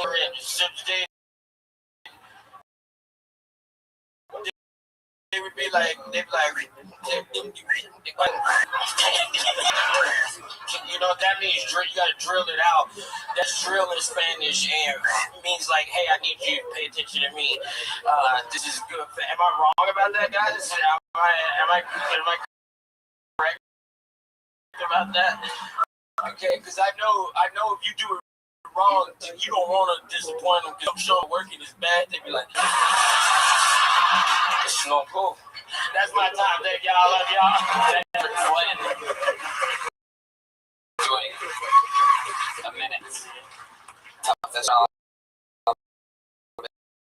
in the business, and you never just do the seconds, a whole extra half of new material there. That is all true. That checks out. That's porn players and Michael. Yeah. They're laughing. The hungover Mexican guy is laughing.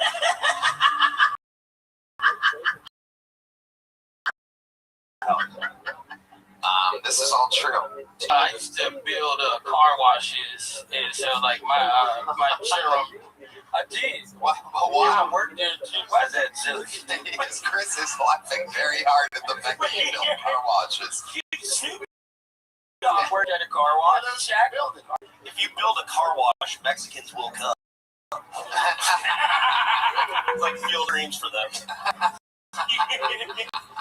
They're good at it. So what does it take to build a car wash? Was that you just have worked for a company that only built car wash? Well, they built their own, and I was a GM there too, so I had to like go through the whole building process, like putting in the PVC pipes, frames, and just like there was a lot of hose. Yeah, I love there was tons of like the car wash. What, bro? Car wash. And girl, any girl break up, she's bringing her through the car wash. Anybody's nigga out of her car, like she's got a vacuum up. Talking about a water hose. So did anyone not get my hose joke? It still seems like I haven't gotten what I deserve for this. There's a lot of hose. A lot of hose. Because it's a car wash. Just okay. That's what I needed. I needed a Down syndrome women I've ever seen my entire life. I'm a little vicious. Sorry, I'm still in roast mode. It's been a crazy weekend. Yeah, you did great. Why do they keep calling you racist? That don't make no sense. If you are, you're bad at it. I know. You can't keep changing all these. It's my life. I noticed there was a theme, and they very rarely talked about how wild the show is because it's on a different streaming company. So I think we're allowed to make fun of Bill Tony, even though we work with them for at least a multi-year. But I don't think they like mentioning YouTube. I don't like to get along very. We always play nice. I never mention YouTube on a Netflix. I never say we have hundreds of episodes available on YouTube on the Netflix episodes. And it's funny, they did this weird Kevin Hart show where they find the next comedic talent. They release that on Mondays at 8. It almost seems like better. You know, I play nice until, and here we are. You just said it's watching you stand over the enough's enough. Tell me, Jesus Christ, she's dead. She's dead right there. I know, I'm playing nice. Hose her down a little bit, you know what I mean? See what's underneath there. It's like when it'd be like when the Joker shows up in like police outfit that one time, no makeup on me. Anyway, Dedrick, how did you like Lawless? Tell us about your week. Well, it was niggas stuff, yeah. So, you know, and it was my first time in LA, so you gotta, I mean, it was like, welcome. You know what I'm saying? Like, that happens. They took my phone, so I've been phoneless, trying to figure out life. I forgot how much you need your phone. Yeah. So you don't, I don't know how y'all niggas did comedy before. Like, get around. Y'all like an actual map, we all pirate. How old do you think we are? Man, we're friends. We're pretty old. What do you do? What do you do on the toilet with no phone? Man, I had a laptop right on my knees. Fucking talking shit on Rick. The old crap top. Screen shaking on jacking off. Hey, jack up on the toilet? You white boys were crazy, sir. Oh yeah, dude. The old double release. Judgment. That's called a number 3. It's like a blumpkin, isn't it? Well, That's a blowjob on the toilet. Oh, okay, we got to the bottom of it. That was fucking plaguing my... so fun. Way to get night show started. I love y'all. Thank y'all so And much. we're on. That's how it's fun. And now we go to the bucket where absolutely anything can happen. Sometimes it's the next genius of the future. Sometimes it is just not. Let's see what happens here. Your first bucket pull of the night goes by the name of Ivy Miller, ladies and gentlemen.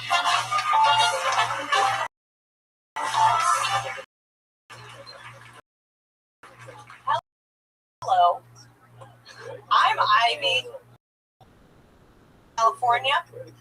Yeah. Hold on.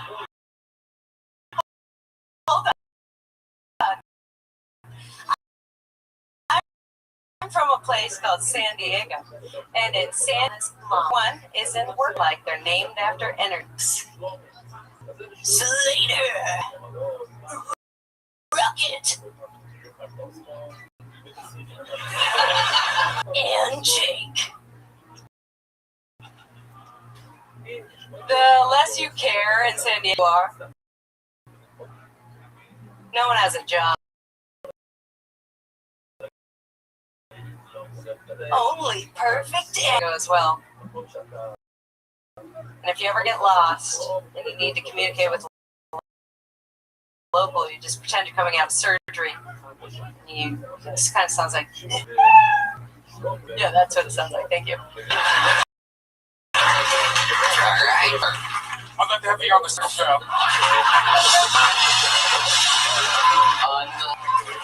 Unbelievable right there.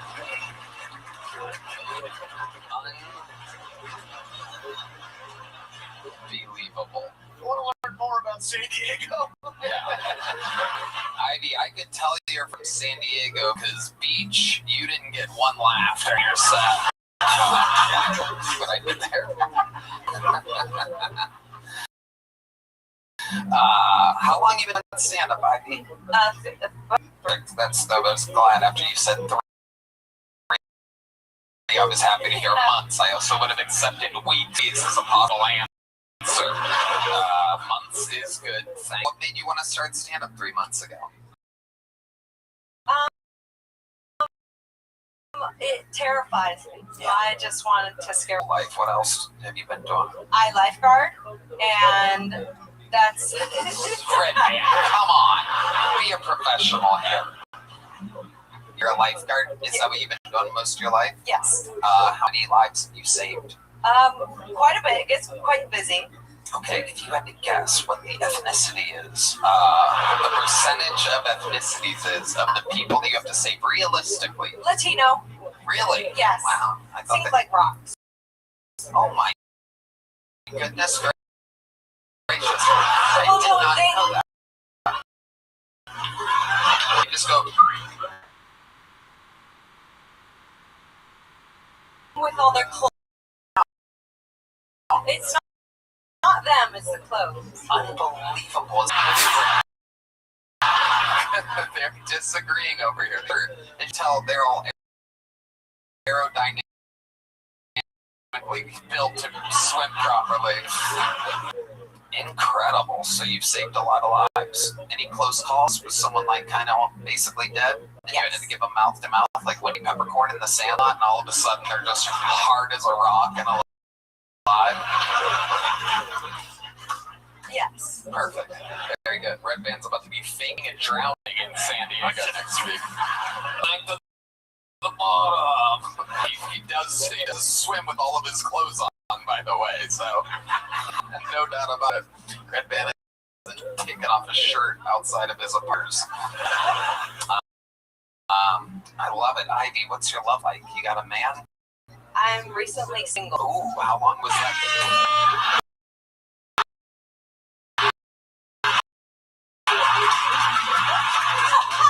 You are out for the shows.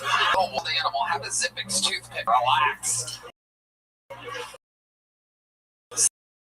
And more, smoke less. Okay. 6 months. It's okay. And why are you recently single? How did it? Why didn't it work out? What do you think happened? There was a mismatch in the drive department. Drive department? Sex drive? Like motivation. Oh. In general, and I think I pulled a ribbon on that one. Even a sex drive? distance. Right. He didn't live in San Diego? No, he lived in Europe. Oh, well, that'll do it.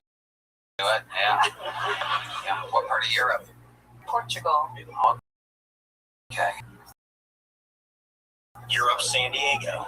Yeah. And where'd you meet this guy? San Diego? Portugal. Portugal. Yeah. How long were you in Portugal for? I lived in Portugal half the year. Surf and lifeguarding. Oh, okay. Is that perfect in your whole life? Yes. Wow. So you're just a real beach person. What's Portugal has good wave? Yes. Yeah, in the sun. So I just like. What are the Portuguese people like? Lovely. What's the stereotype? It's a strange guy. I'm a master of the racist arts. And I don't know how I would make fun of a Portuguese. Sounds like they're lazy. Stubborn. Are they? Really stubborn. Wow. Just, I appreciate it because things stay the same, but they like things the way they are. No, I'm working on it. Wow. So you just go there and you're just like this American. Wow. Amazing idea. What else? What do you do for fun other than water sports? Well, I like to snowboard. I snowboard. Okay. And I like really into journaling and like self-work. I hate your life. It's the worst life I've ever heard. Yeah, it doesn't Sucks. You want to get into comedy? Your life's great. Yeah. The fuck you do? You're living an endless summer. Surfing and lifeguard. Stay away. That's true. I've never heard of an energy drink that sounds like Slater or Jake. Did you like mess that up? Was Jake planned? I thought the Slade. Yeah, I don't know. You don't know. Well, the Slater. They just like so many Jakes. In your world, I think there's one Jake. Alright. Fun times. Here's a little joke bug. You got bucket pool. You are the first bucket pool. Thank you. Keep doing it if you love it. I mean, you got a lot of work to do, Ivy. Thank you. You're about as funny as a fucking plastic cup. But chase your dreams. I love you.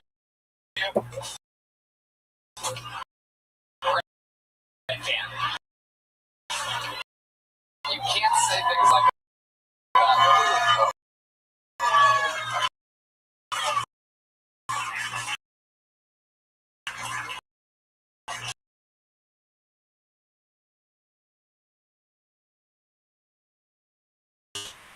Out, and it can be hard to make that leap of faith. Trust me. I know. When I started this podcast, I wasn't even sure what I was doing. What if no one listens? What if I make tickets to a show that's free on YouTube? Now, I know that I was right launching my podcast, no matter what haters and it also helps when you have a partner like Shopify on your cell brand. Tony, I love Shopify. It's the best business tool out there. Start with your own design studio with hundreds of ready-to-use templates. Shopify helps you build a beautiful online store that matches your brand style. Get the word out like you're at. You have a marketing team behind you. You sell on social media campaigns wherever your customers are scrolling or stroll.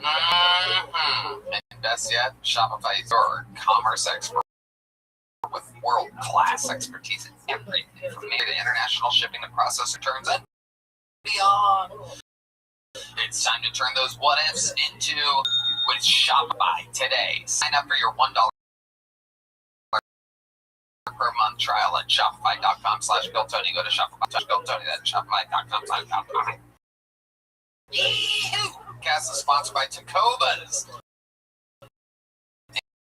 Anywhere worth going is worth going in good boots. Find your perfect pair with for everyone from generational ranchers and lifelong cowboys to someone just coming to visit Austin and see an episode of Kill Tony wants a pair of real Texas boots. Tacovas boots are handcrafted with over 200 meticulous steps for broken and comfort right out of the box, and their in-store experience is unparalleled with expert staff and complimentary beverages and customizations. Tacovas has boots for the season, weddings, concerts, outdoor festival, work events, whatever. From premium apparel to elevated leather goods like wallets, belts, and business crafted with the same attention and detail and time style.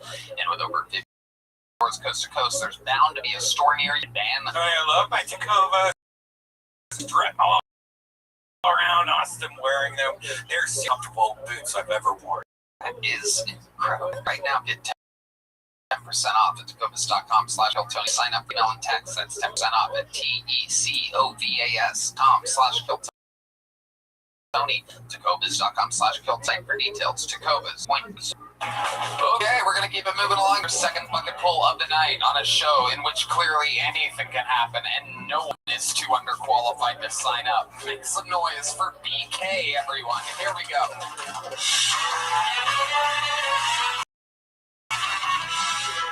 Thank you. So, being Middle Eastern, I realized my childhood was very different from my white friends. So, for instance, during summer breaks, my white friends' parents would send them to summer camp. My parents would send me to refugee camp.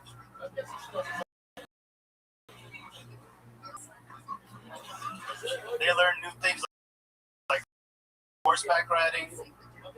I learned how to ride the though. My friends would, like how many friends they made. They were like, oh, I got all these pen pals. I'm going to write letters. I was so sad I didn't meet a single friend. But I did have cousins. I was just on my mom's side, though. I still have to write checks to them every summer. My last friend, though, was the girl of the streets.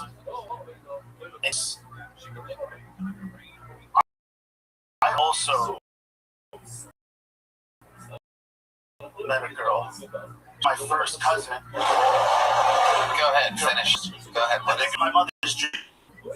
Okay, yeah. There was nothing. What is going on? You're about a San Diego lifeguard.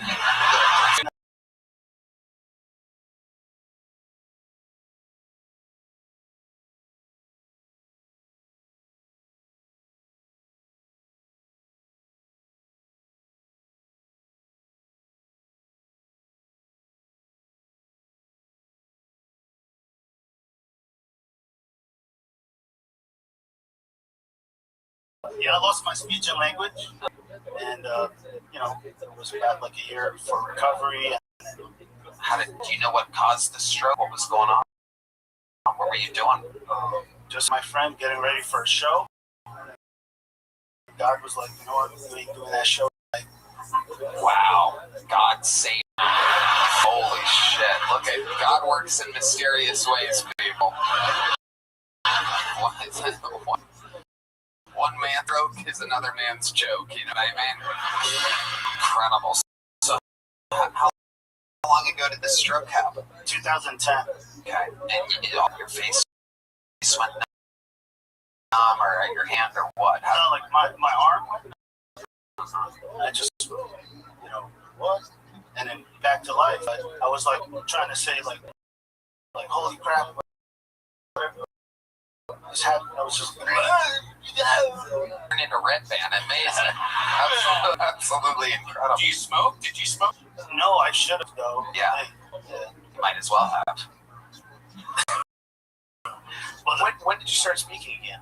It took about like a month for vacation. Yeah. And hoping it was way longer. It really sucked, but like I remember the doctor, Nigerian doctor, he's like, Mr. Khalid, did you do any drugs? I'm like, no, because my mom was there. You know, so even if I did, I would be like, This happened. Why did you have a Nigerian doctor? Did you not have insurance? What's going on? I grew up in the ghetto, Jersey. Yeah. And your doctor was Nigerian. What was that? He was an ER doctor after. Okay. Like surgery. The Jewish, they escalated it. Okay, it's been good. What's your life like now? What do you do for work?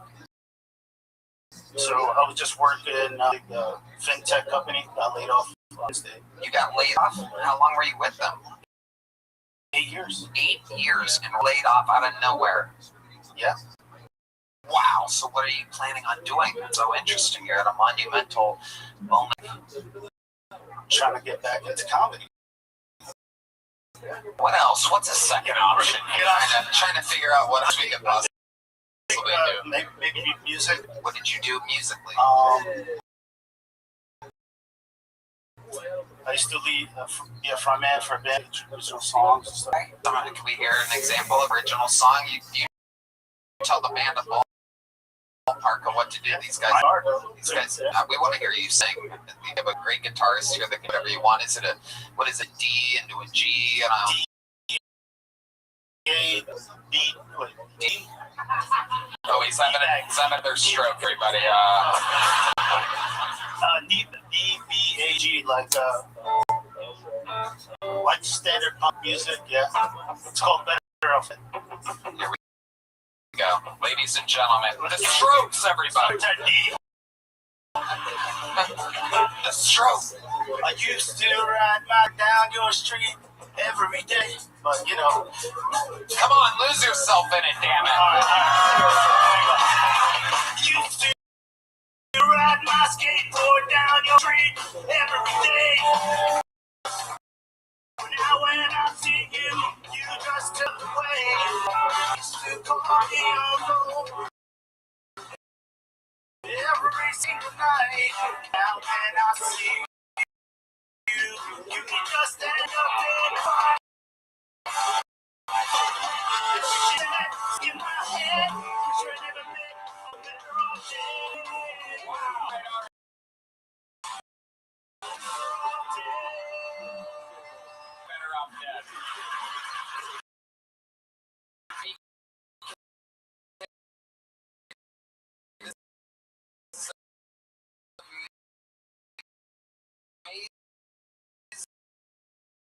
Dude, at comedy, it's very clear, and after seeing you do music, that's absolutely amazing. You have a good sense of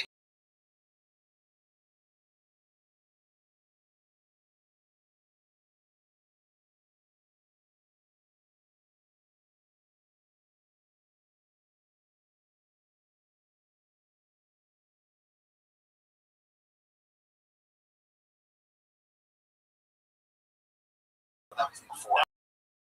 That was before. Wow, what does she do? She's a housewife from baby mama. Okay, all right. Did you stay when you got laid off? What's going on in the house right now? She leave? Thursday.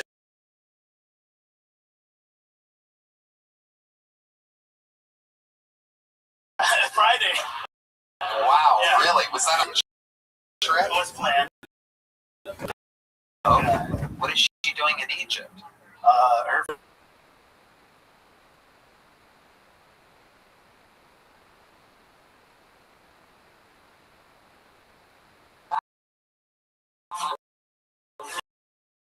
See back in. She's like, I head off to Gaza for a little bit. No, she was very supportive, though. She's like, I've been with you 12 years, and I've never been insecure. Hustle, and you just get back on your feet. Genocide. Gaza right now. Genocide happening. Now that I'm not in LA anymore, I can talk about it. Yay! All right, BK. You're getting on your feet. The stroke is finally wearing off. There's a medium-sized joke. Thank you so much. We're just gonna keep it moving along. There he goes, BK. Everybody, there he goes. Get out of here. All right, on to the next one we go. Thanks so much to your next comedian, ladies and gentlemen. It's Martin Malloy. Everybody, Martin Malloy.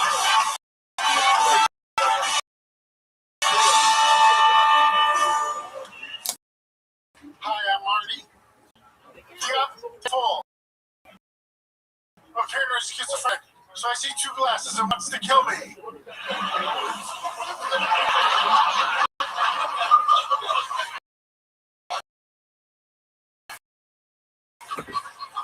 Chicks dig mentally ill guys. I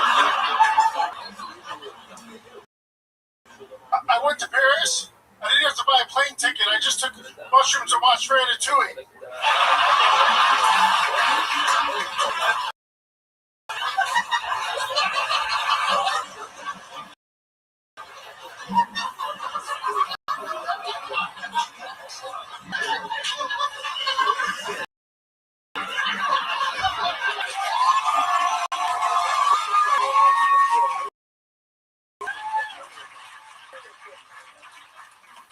I like this. You're my ex-girlfriend. She also liked the last guy better. She told me the 90s called, they want their hairstyle back. I said, really? The 90s called and warned them about 9/11? Martin Malloy. You got one more, whatever the fuck you want to do. Let's fucking go. Do a 1 hour special. Let's go. That joke costs a $20 haircut, $5 tip, and over 3,900 American lives. That's it on Martin Malloy. Holy shit. God. Jesus Christ, Almighty, look at me.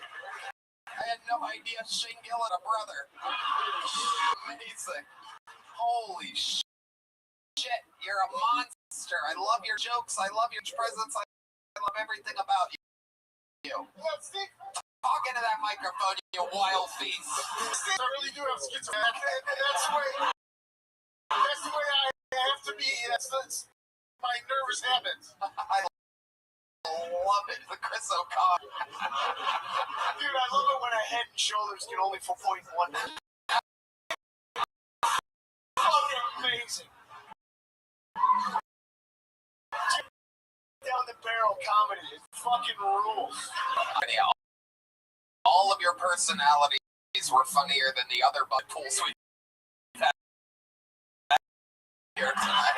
Thank you. Been doing stand-up. Since November 2000, I couldn't do it for 6 years because I had a large prostate and had to be here 3 years. I tried to live in a group home. They won't give me a kid.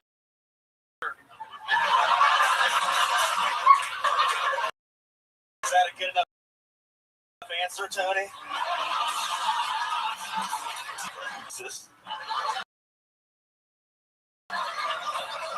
God damn it, this fucking guy. This is you are a freak. I love it. You're so funny. Holy shit. Can I ask how old you are? I'm 60. On Mother's Day? I'm March 25th. I turned 60. Oh, okay. Yeah, that happened. You're 60. You might know me, whether my stage name was Schizo Bill. I was on Opie and Anthony. I don't know if you remember that episode. Wow. Okay. Yeah, wow. Starstruck. Martin. Opie and McDonald's. The guy that dressed as Ronald McDonald came in, and he was a fan of Opie and Anthony. You are adorable. What else have you been doing your whole life? How long? For about 2 years on 3 different times. Okay. Why did you leave and come back? Try and get better jobs, but I never did. Right now I drive Lyft to make half income in stand-up comedy. Amazing. I sell and stuff like that for merchandise, and I sell things that say made in USA by illegals.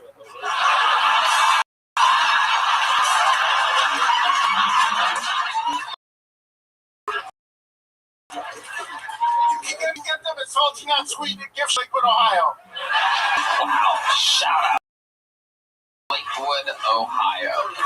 Can I drop my Instagram website? You can do anything you want right now. I'm giving you the Timmy No Breaks treatment. This is just a show right now, Mark. My Amazon comedian site is veryfunnycomedy.com, and my website leads to my Instagram. I only have about 200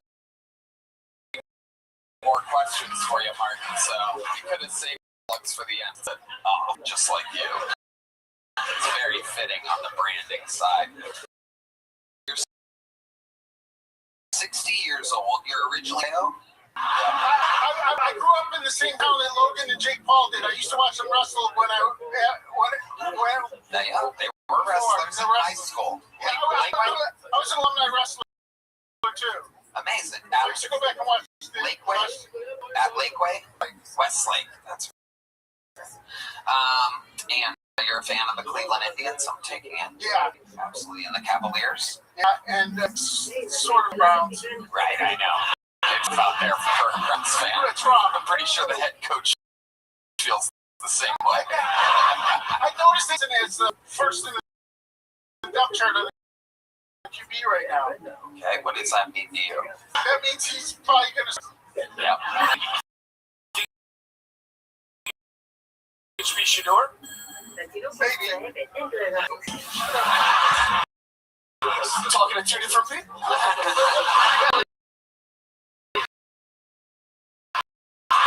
Skits out, thing checks out. You still live in Cleveland, or did you? I traveled here just to get on the show, and luckily I got picked. That's amazing. When did you get here? Today or yesterday? I got here yesterday. Okay. Amazing. Incredible. When do you leave? Tomorrow? Tomorrow. Wow. So you came here just for this? Yeah, if there's any comedians out there, if there's a mic I can hit later on this night. You're something else. I love your style, Mark. When you were on Opie and Nancy, I remember you also Ron and Fez. I remember Bill Burr, he roast you and everything. Bill Burr and Jim Norton tried to get me to kill myself for like an hour. I didn't do it. Obviously.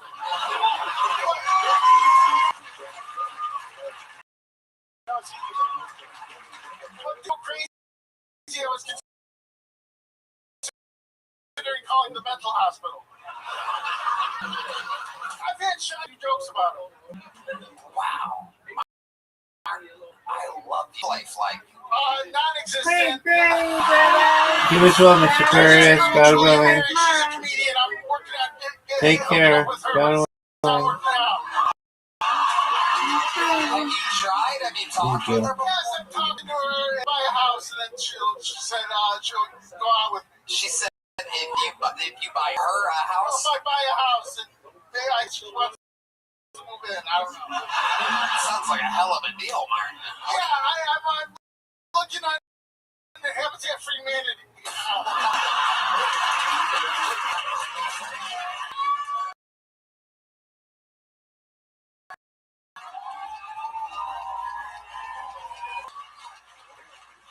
was that last comic stand too? Let me tell you that story. Yeah. I didn't wear a costume, so I wore a straitjacket. And I told some jokes, and they really weren't laughing. Then I got my fun joke. I said, my illness runs in the ability to feel emotion and compassion like normal people. And the judges laughed like crazy, but they edited out those judges they put an orange chair for a chair saying we have to pass. And I was never in the same room. Wow. Nothing you're not used to.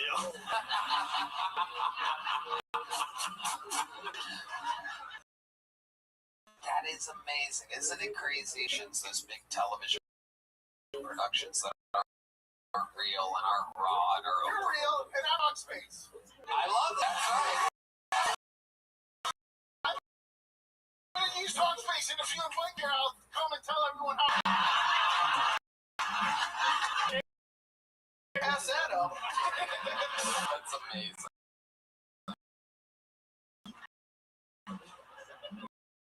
Martin, absolutely incredible.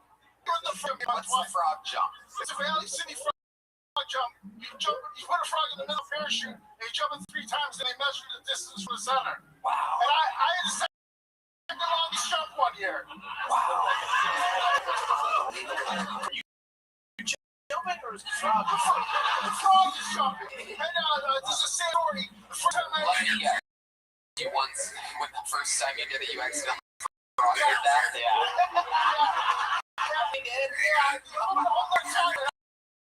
And I killed it.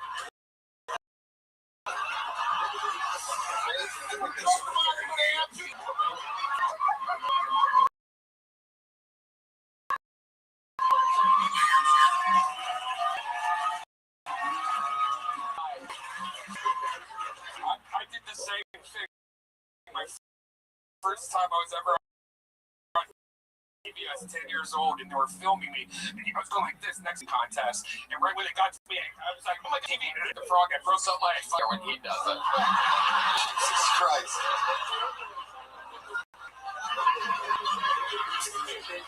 Man, it's so funny. You're like, that happened to me. Yeah. That's how we find out Red Man is officially retarded. I'll tell you what, Martin Malloy, there's an open mic happening on the room right now. I'm going to send you with the producers backstage, and they're going to give you a short set there. I think it's about 3 minutes. That's fine. It's how much? One more thing. Drop it. The joke I did about the cats, chicks dig me, but cats tell me. Chicks tell me. The guy said, "Oh, my cats tell me." Those are on sale in Ohio too.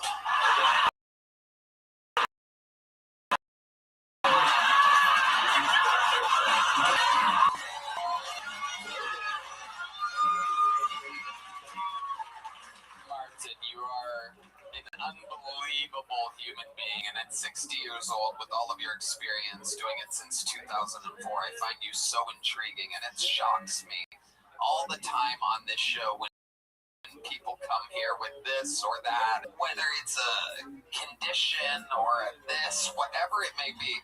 For some reason in this crazy world, I think this is an art form where maybe being a little bit bad or up or down, I think it's kind of built for people that are a little... Yeah.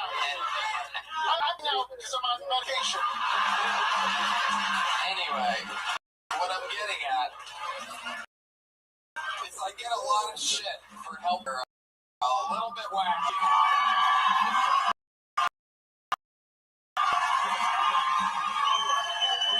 Single thing about you is absolutely hilarious. You're an undeniable force, and with that, you are the newest golden ticket.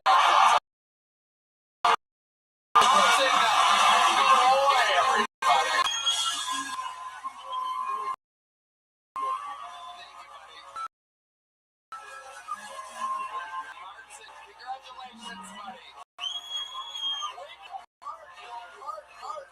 These people, take a bow. They love you.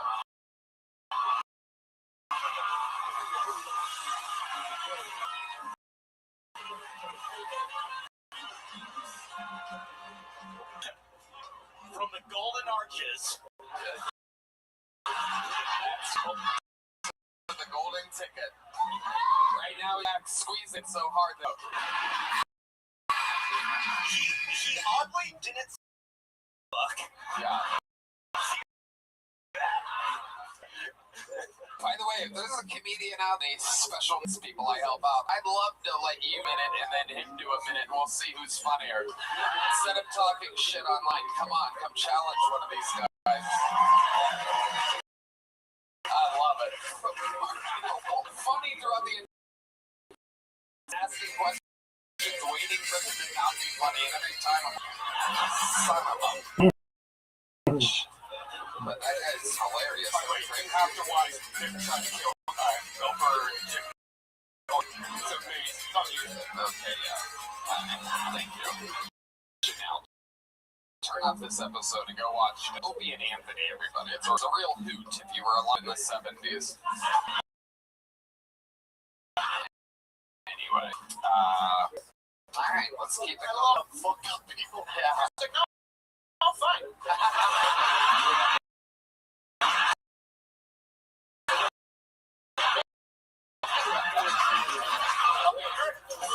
It's sweet. I want to go on a trip. I feel like we could all go to Salty and Sweet. Just show up there. Oh man, shock the world. Do the frog jump. See which one of our frogs wins. Sounds like a lot of fun, actually. Hello there. This episode of Kill Tony is brought to you by O2. First off, it's pronounced O2.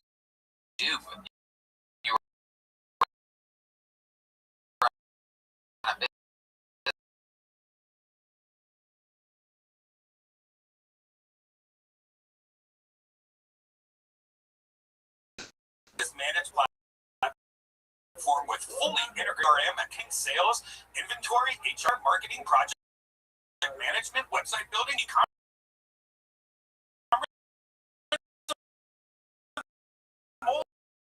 Whoa! What makes O2 different works together in one inventory info stays organized. Your whole business runs more efficiently without jumping between platforms. And the best part is you can start with just apps you need more as your business grows. Whether you're running a small business, online store, production company, restaurant, podcast, or a growing brand, O2 helps keep everything in one place. And try it for a company that's O.com/KillTony. This podcast is sponsored by ZipRecruiter. You know, recently I hired somebody who was, but also genuinely interested in my yoga, and that really influenced my decision to hire them. They were the job I knew they wanted for me. It seemed like a good fit, and their excitement about the role made them stand out. If you're hiring, you want a candidate who's passionate about your role, but you can't unless you post your job on ZipRecruiter. Right now, you can try it for free at ZipRecruiter.com/KillTony. Oh man, Tony, I've been loving ZipRecruiter for so long. It's the best hiring site around. ZipRecruiter's powerful match technology finds qualified candidates quickly, and ZipRecruiter has a new feature that shows you the most interested qualified first, so you meet the right people faster. No wonder ZipRecruiter is the #1 rated site based on G2. Seriously, it's just the most important thing. That you want somebody that wants the job that you're hiring for. On ZipRecruiter, if employers post on ZipRecruiter, get a quality candidate within the first day, free at ZipRecruiter.com/KillTony. ZipRecruiter.com/KillTony. ZipRecruiter, your map. ZipRecruiter. Alright, we're so just bumping this episode brought to you by Blue Chew Prize Picks and Zippix. So fun. Zip more. Smoke fucking pool, ladies and gentlemen. Goes by the name of George S. Seeley.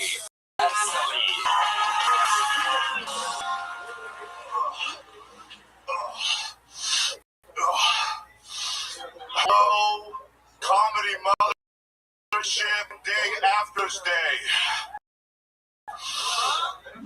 Daddy's home. It's I, ugly Ryan Gosling. Last comic was a dream come true. Here comes the nightmare. And I just got back from the retarded singling competition. And boy, is my neck sore. This guy got second place in the strangling competition.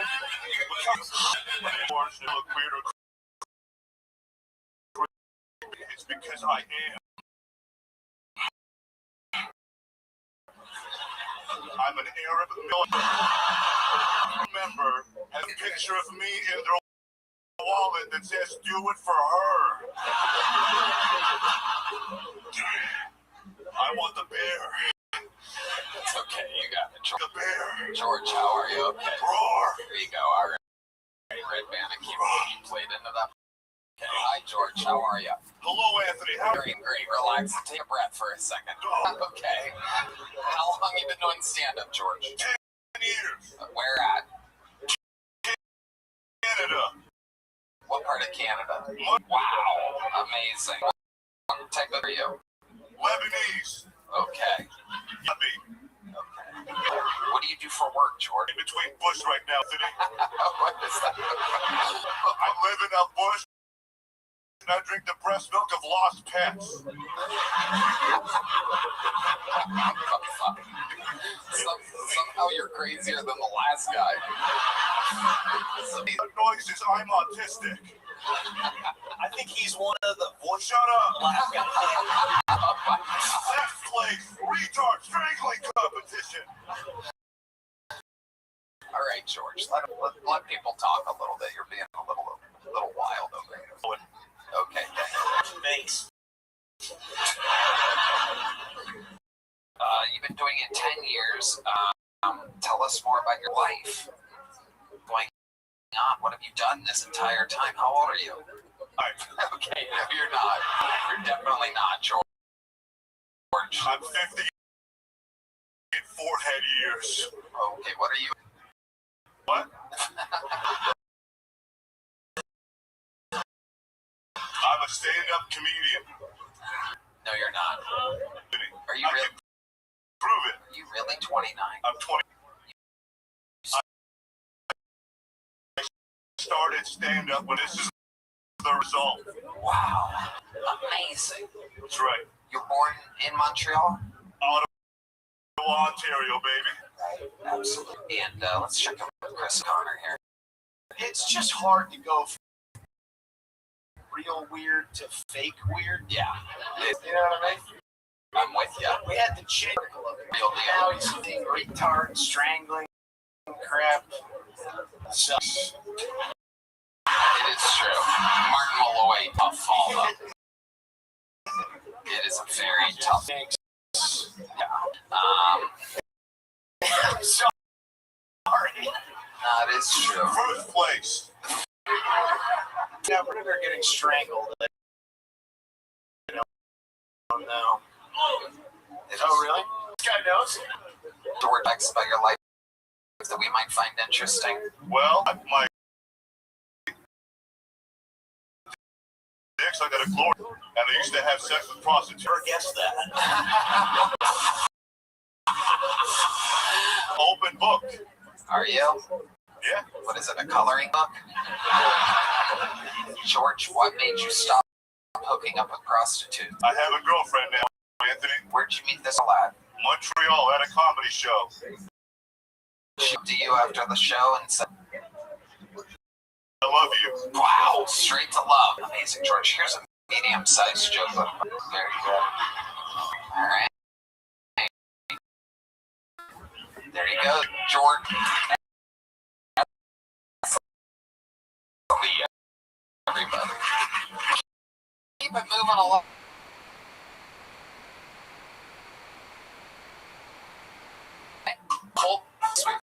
We have a golden tick now that has done many 1-minute sets. We found him here in the great state of Texas many years ago. And a full-time comedian makes chick buddy. Enrique is back.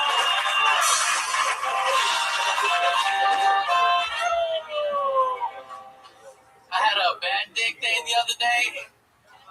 You ever disappoint your girl so much, have a bad dick day that you enroll into college? I had a bad dick day, I had to clean the whole house, bro.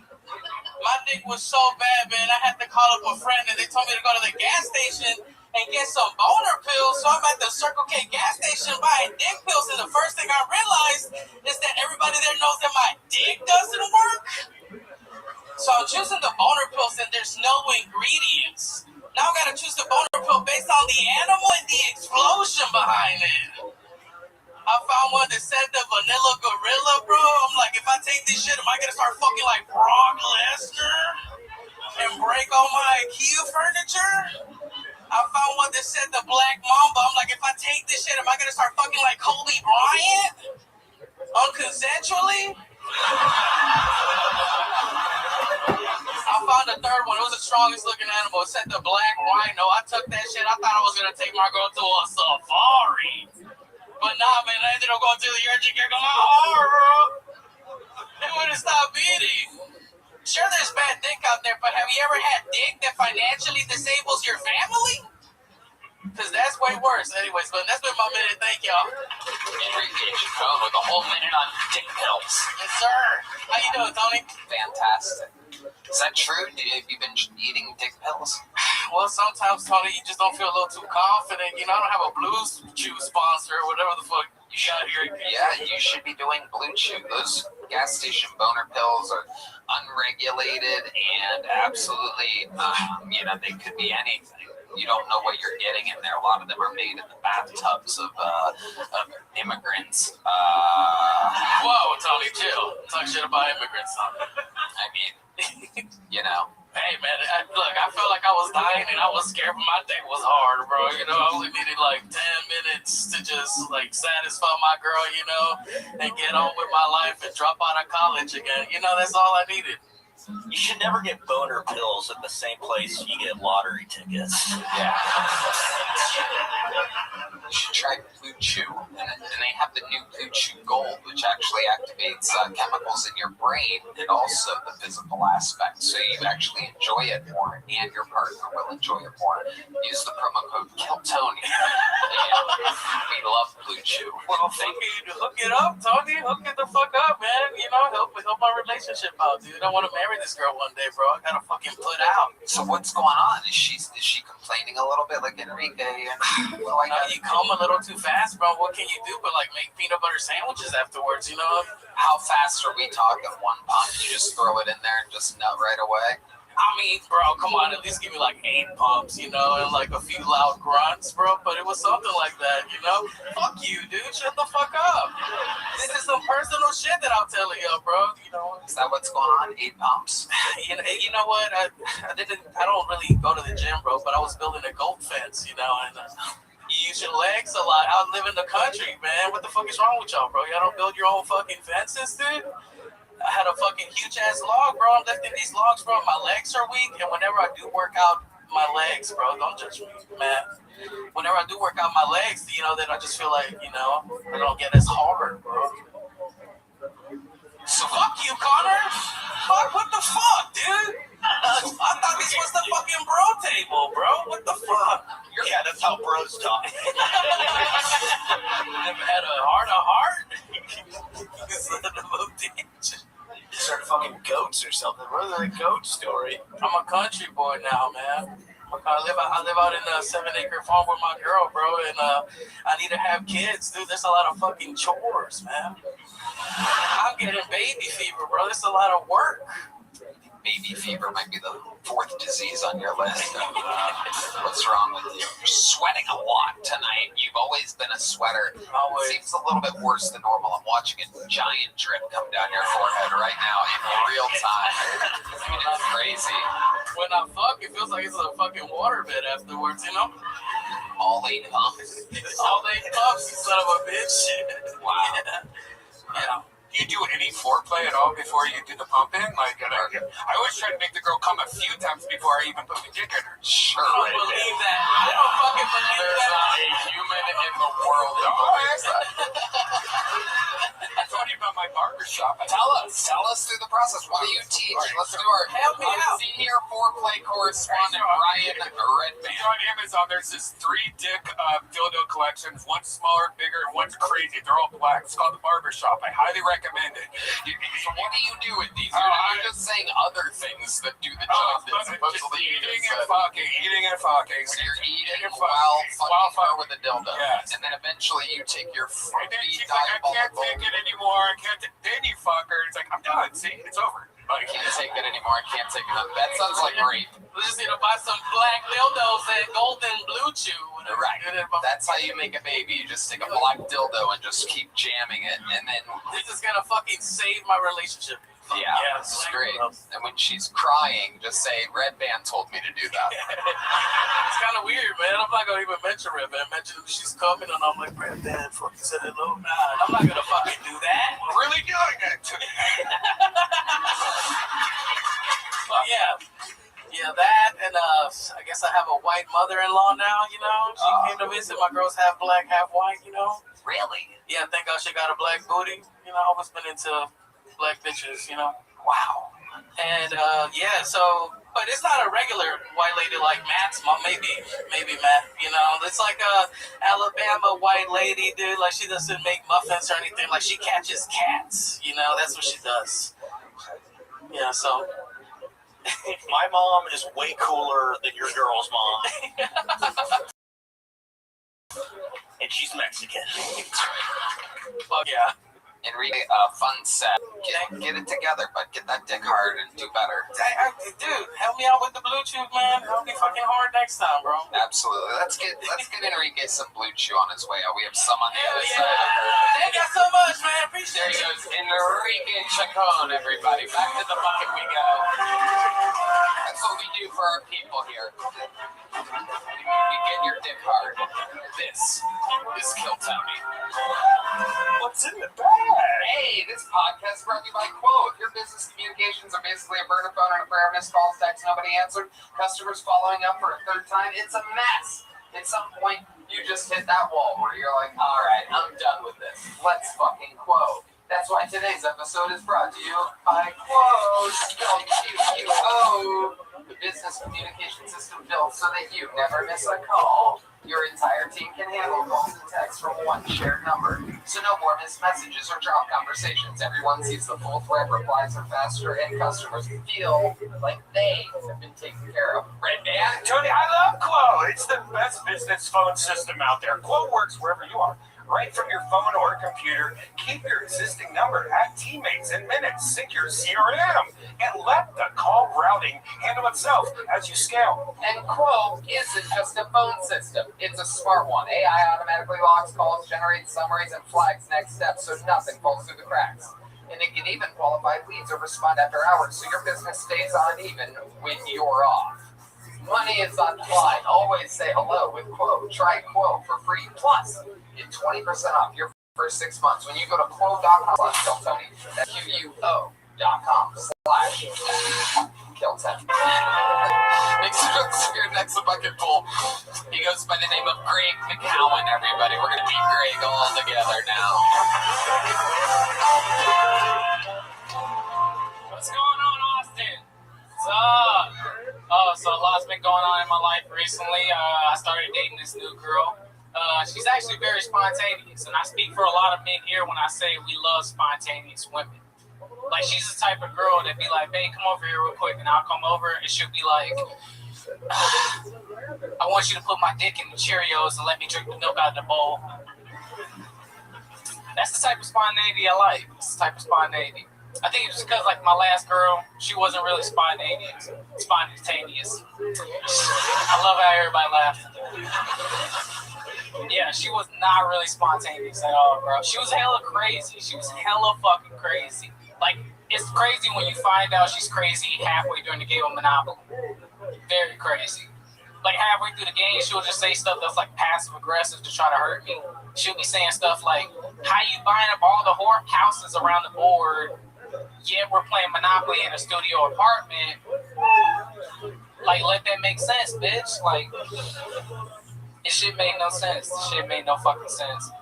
It's fucking crazy. Especially when she's like, All right, there you go. You want to finish it, Greg? do I want to finish? You close to the end there?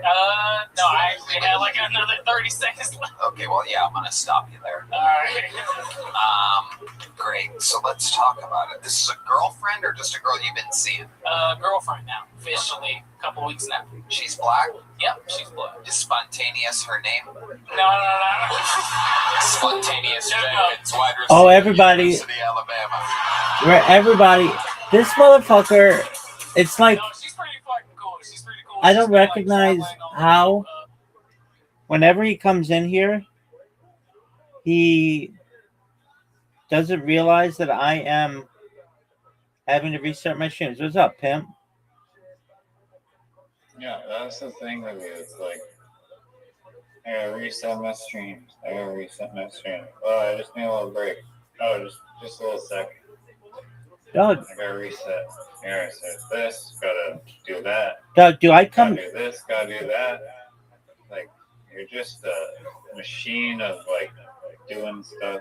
Yeah, that's exactly right. I'm a machine of doing stuff. I cannot agree with you more.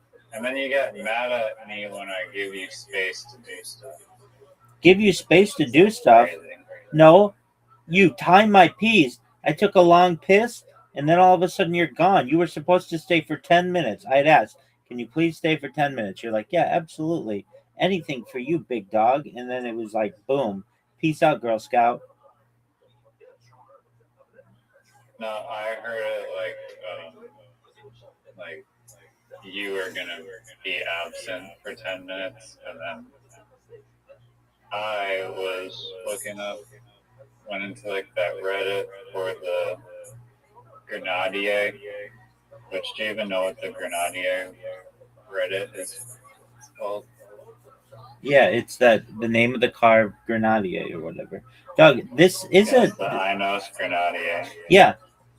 Quit changing the subject, Doug. Why the fuck did you Do leave? you know how much information on the Grenadier I've acquired? Doug, no one gives a fuck. Absolutely no one. Why are you beating around the bush? Talk to me.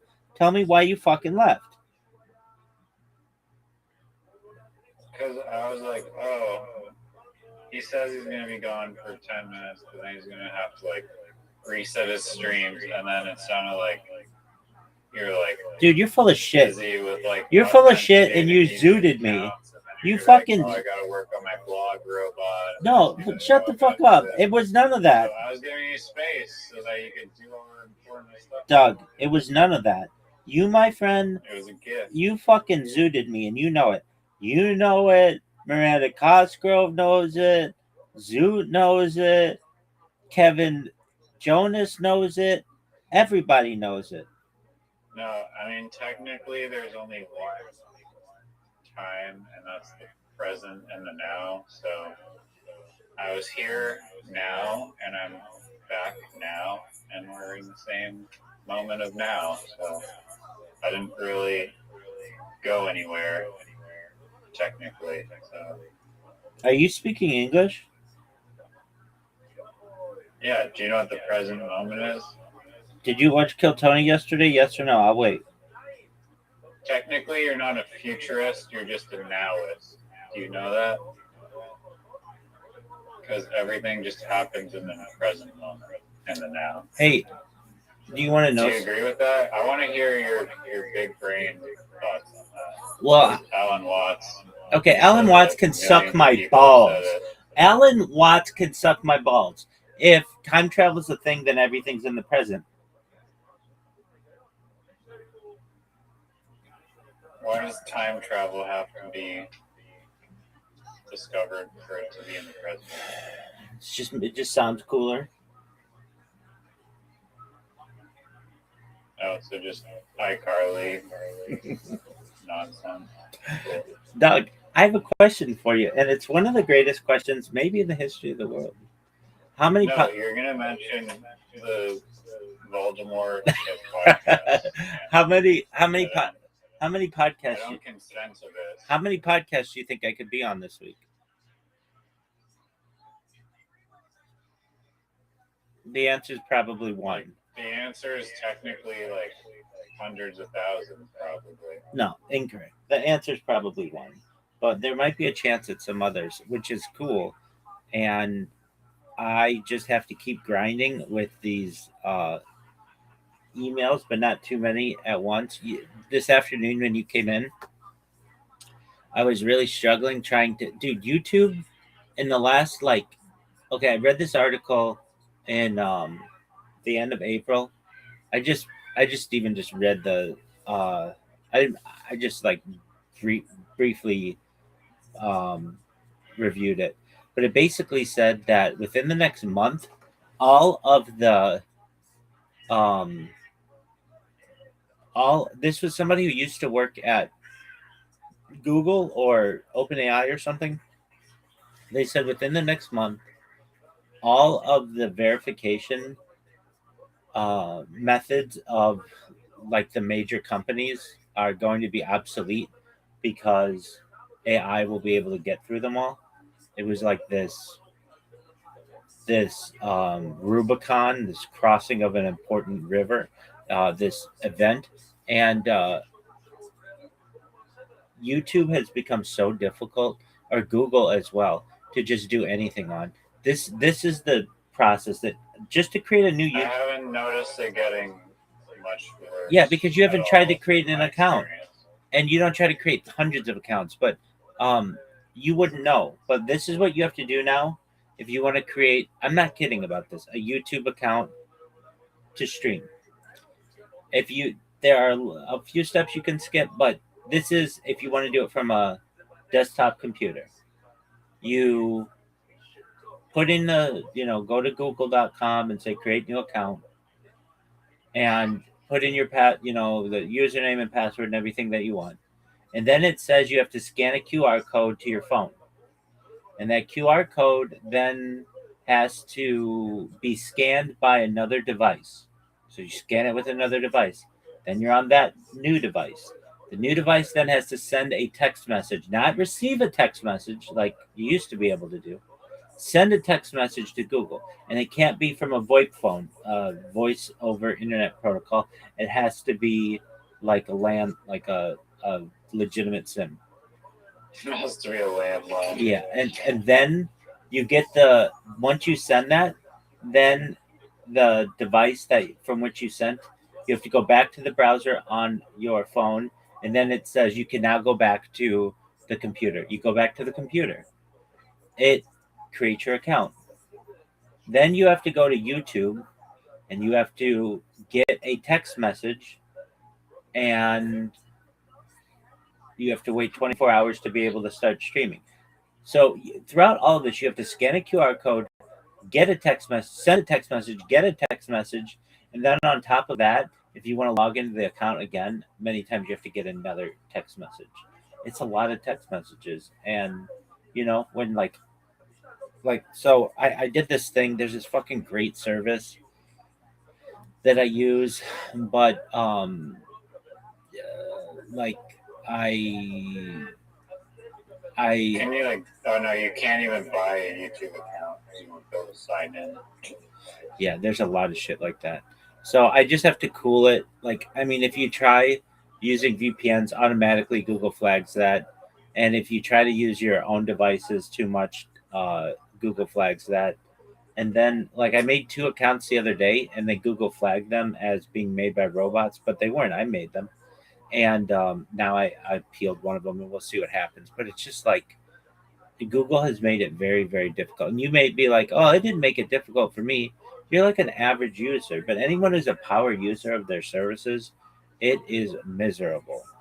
And then anyone who does what I do, which is create 2,000 blogs, is ridiculous. Go ahead.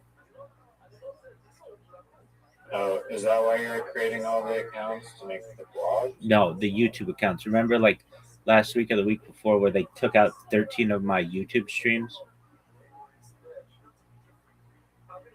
Yeah. I'm trying to get those back. Well, not back, but new ones. I mean, did they delete all your videos from those channels? Yes, dude. Damn. but they're backed up on Rumble. So that's and I still have 13 of them going that are backed up on other YouTube streams. But then I also have. Why do you need so many? Hey, how about you just start cutting me off? How about you just start cutting me off? What did you say? How come you need so many YouTube streams? Isn't it like safer if you just have one? No, it's not safer if you have one, because then they can just take that one out and you're done. If you have 13 going or whatever simultaneously, number one, it's more data of yourself that for like the future to be able to study. Number two, it is backups of your backups of your backups. And number three, if they do something like they did where they took out a bunch of my accounts, what I can do is stop using the accounts that I'm using and just create new accounts, which I do regularly, but it's just become more difficult because YouTube's been made it very difficult to create new accounts. But then I just let them sit and they just are archived on YouTube. But sometimes YouTube comes in and cleans up their shit and then deletes them. So the best platform I can find is Rumble. Rumble by far away is the best platform of all of these. And so yeah. I mean, isn't Instagram decent too? Instagram's a bitch, dude. They're terrible. They used to be fine, but now they have like their meta AI that detects what they consider to be robots, and I mean, I don't know what you want to consider the things that I do. They're auto clickers, which I guess are robots, and if they detect one of those, then they lock up your account, and you can try to appeal it. Jeez. And what I can say is they do have not that bad of their appeal process sucks. I shouldn't say that. You have to upload your ID. You have to give them a telephone number to use, and then they just lock those out and basically say that they can't verify that you're a human. Now they do have like a little thing where you can chat with someone, and then when you chat with the person, they look at my stream and it's like all the same kinds of videos, thousands of them, so they don't give me that back. But that's okay. They haven't gotten me on one of my really big accounts that I have of those with like at least 5,000 hours of video, and those really long ones they're preserved and I don't touch them anymore. The one thing that I did do is I, like last month, put tags on them all, and that allowed me to like manipulate. I don't want to say manipulate, but before YouTube or I should say Instagram would, when you ask it, who's Rabbi Rothschild, it'd be like, well, Rabbi Rothschild could be one of a few different people. It could be Rabbi Jacob Rothschild of Atlanta, Rabbi Sylvia Rothschild of London, Rabbi Michael Rothschild of Irvine, California, blah, blah, blah, blah, blah. Now it just says me. It just says what I wanted to say. So, like, that's good.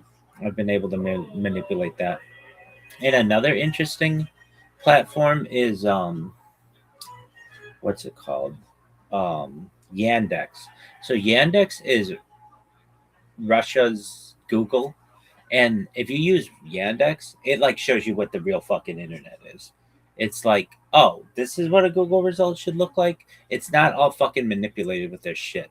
Like if you go to Yandex and you type in Rabbi Rothschild, I show up right away. I'm like the first 5 results. It's a website, Yandex.what? Yandex.com.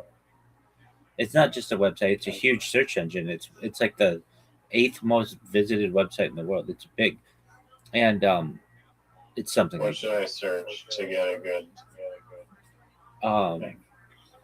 You could put in Rabbi Rothschild. If you do, my YouTube comes up right away. Like if you do it in Google, it's all this shit from this other rabbi. But I'm like the first 5 results on Yandex. Yeah. And that's how it should look.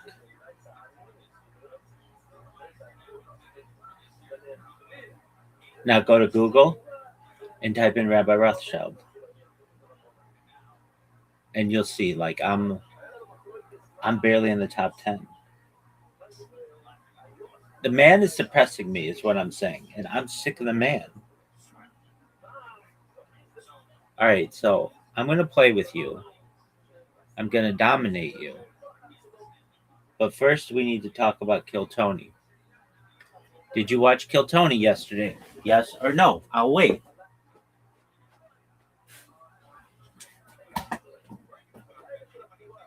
No. Why not? That Dog? podcast sucks. I don't know how many times I don't know if you're like, what's the word? Like, not listening. Why don't you? I've told you many times. Show like it's not a podcast. It's a theatrical. Yeah, it's a video. It's a show. It's a show. It's not a podcast. There are some you people. Cannot call that a podcast. There's like, podcast. Since when? Like no podcasts have like live audience. Actually, I mean that's not true. But you know what I mean. They're literally performing for a live audience. That is more of a show than a podcast. Yeah, it's kind of. I don't know if this is the exact, but it'd be like going to a movie theater and starting a tape recorder.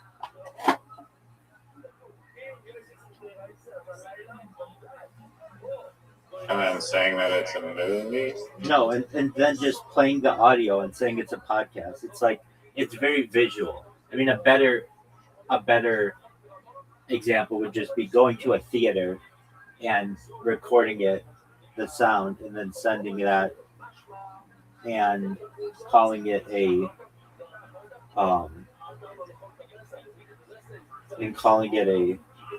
podcast. Well, it is the number one. I see what you're saying, but I don't think that the video is that critical to Kill Tony. Sometimes it is. They had a girl with 600,000 Instagram followers who was the first person on Kill Tony and from San Diego, and she's pretty hot, and they made a lot of visual jokes about her. So that's like. Well, the majority of the time, you're listening to it. You're not watching it. It's just like background. That's true. No, that's true. In fact, the early shows are they didn't have like a camera person, so they would just start the camera, and it's like the video is from like 20 feet away. It's from way far away, and they're not at all paying attention to the video. They have some of their episodes where the video didn't record, which makes me feel like, okay, so even Red Band, who's been doing this for, well, like 20 years or so, and is probably the most experienced podcast producer in the world, arguably.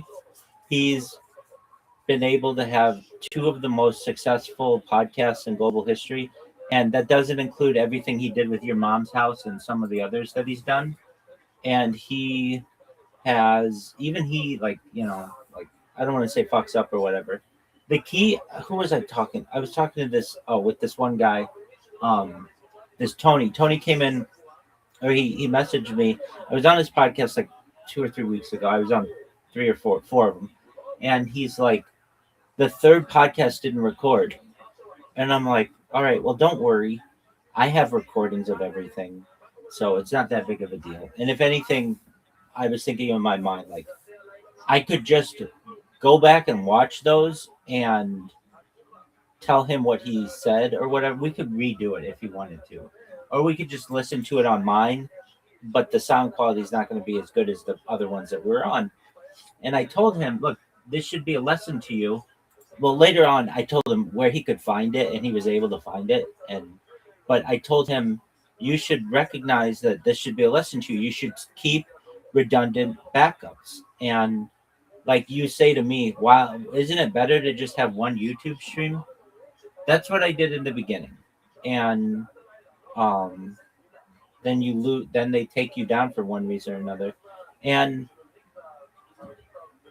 I've got to say, like, did I deserve to get my YouTube account banned in the first place?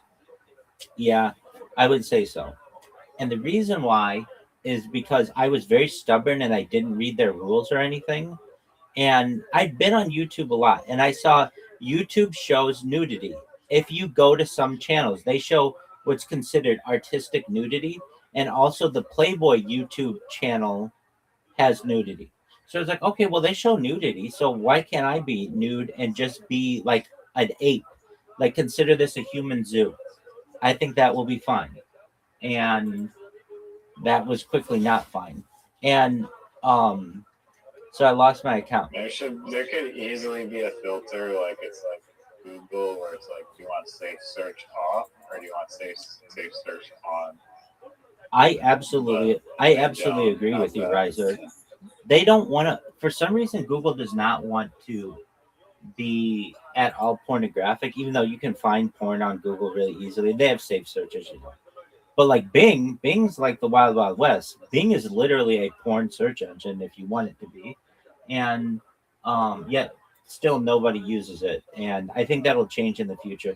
Oh, the thing that you sent me about the kilt in golf or whatever, that's fine. And those pants, I think they'll just let them wear shorts. I think they will because they want more of an audience. But then the other thing that I sent you, and I really think this will be a thing, and it will be a big thing, is like NASCAR golf carts. Like really fast golf carts? No. Just advertisers everywhere. But they'll allow golf carts. Yeah, I mean they fought this for a while. They had it was a big case, like, I don't know, 20 years ago. There was a guy, I think his name was Casey or something, and he had he had some kind of issue, and he needed a golf cart, and so he fought with the Americans with Disabilities Act or American Disability Act people, and tried to get a golf cart, and he wanted a golf cart at the Masters and Augusta National, which is like the most conservative of all of the, and maybe in all of sports. They were like, absolutely not, and they fought for it. And the thing is, he wasn't a good enough golfer to like be able to make the cut on all these tournaments where he would have been, it would have been different if it were Rory McIlroy or Tiger Woods or somebody, but it was not. To me, they should allow them to use a cart. It would make the pace of play much faster, and that's important in terms of. I'm surprised they don't let them, frankly. Pace of play is such an issue for the common person who already, like, the only people I've ever known to watch golf, if it's not a major, are like old middle-aged men, and they take a nap during it. Those are the only people who watch golf. No kids watch golf. No women watch golf. I've never known a woman to watch golf, to be like an avid golf fan. I don't know that many women who are really into that many sports, but if you had guys wearing shorts and like tight shirts and stuff, I bet you they'd get more of a female audience and even a gay audience, and just they let the women wear shorts, why not the men?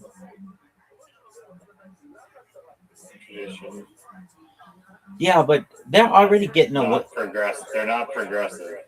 They aren't. But here's the thing. They never had competition before. And they had the Live Golf or whatever, which I thought was going to fucking destroy. And now is like going through bankruptcy. I thought that fucking Saudi Arabia public fund or whatever was supposed to keep it afloat, or not keep it afloat, but like basically put the PGA Tour out of business. And the PGA Tour was basically like, we're not merging, we're going to keep everything the same. And even Rory McIlroy, who said the PGA Tour should merge with Live Golf, said that was a mistake. And now Live Golf is like going through bankruptcy. And that's just shocking to me because they supposedly had all this money behind it, and it's like Saudi Arabia just felt like, I don't know. It's like they were. Didn't they have good players that were signed up too? They had excellent players. Yeah, Phil Mickelson and some other people. And Dustin Johnson. I don't know who that was. I don't know, but the only person they couldn't get was Rory McIlroy. Well, and Tiger Woods. Those were the two. The PGA Tour said basically these are our. I think they may have gotten Jordan Spieth, maybe, I don't know, but basically the PGA Tour said we cannot let our biggest guys go. If we let our biggest guys go, we can basically pack it up. And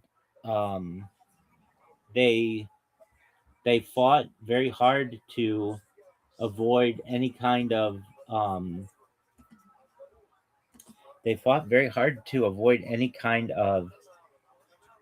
merger and avoid any poaching of the really top tier guys.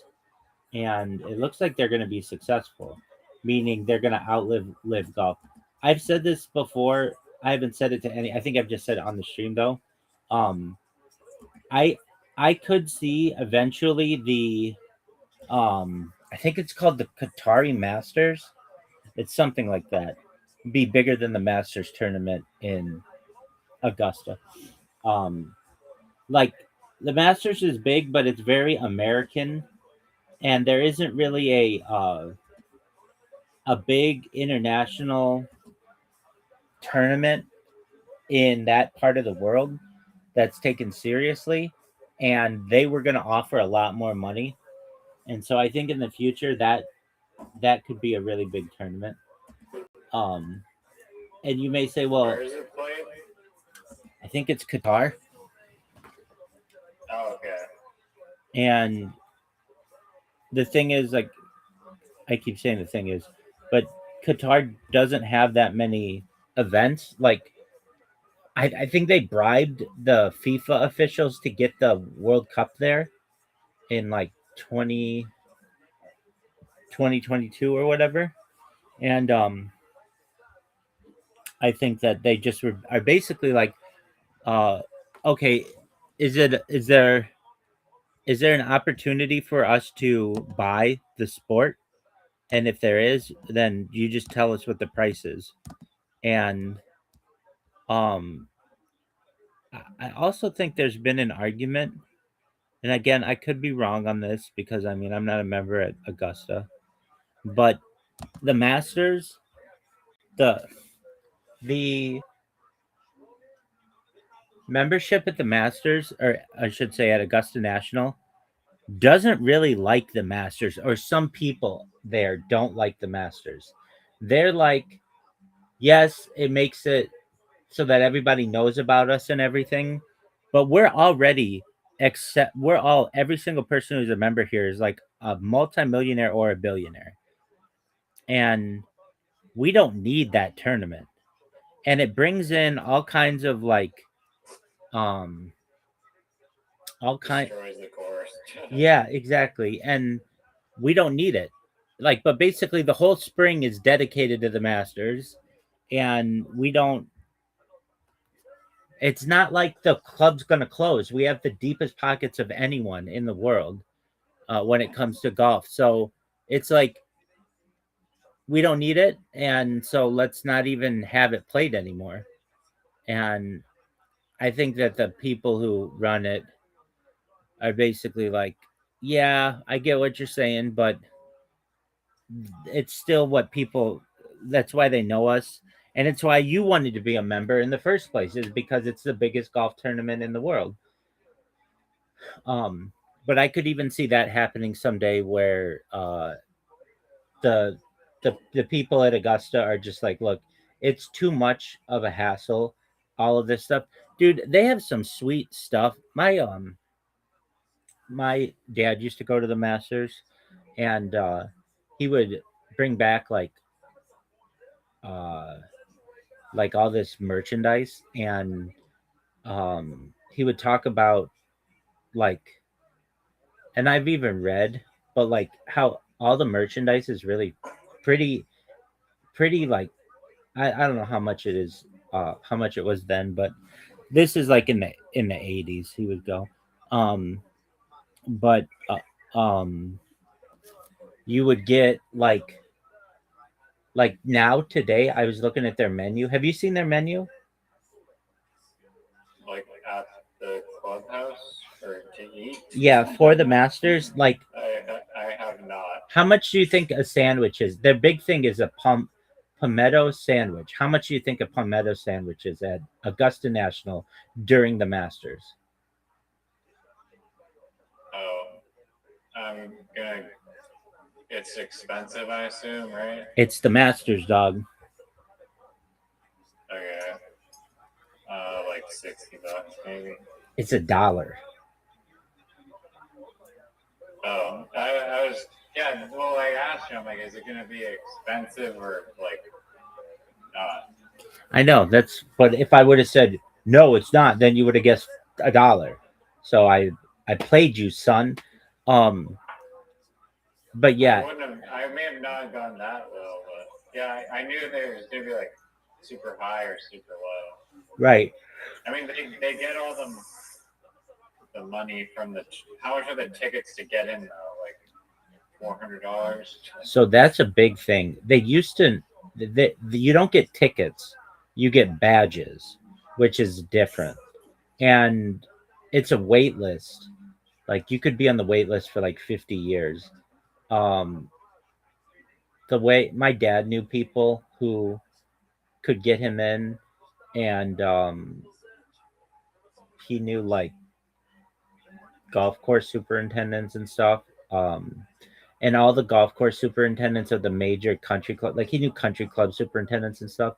And they could every year, if you're like at one of the major country clubs, they give the superintendents a badge or and um and so but it's not like a normal ticket.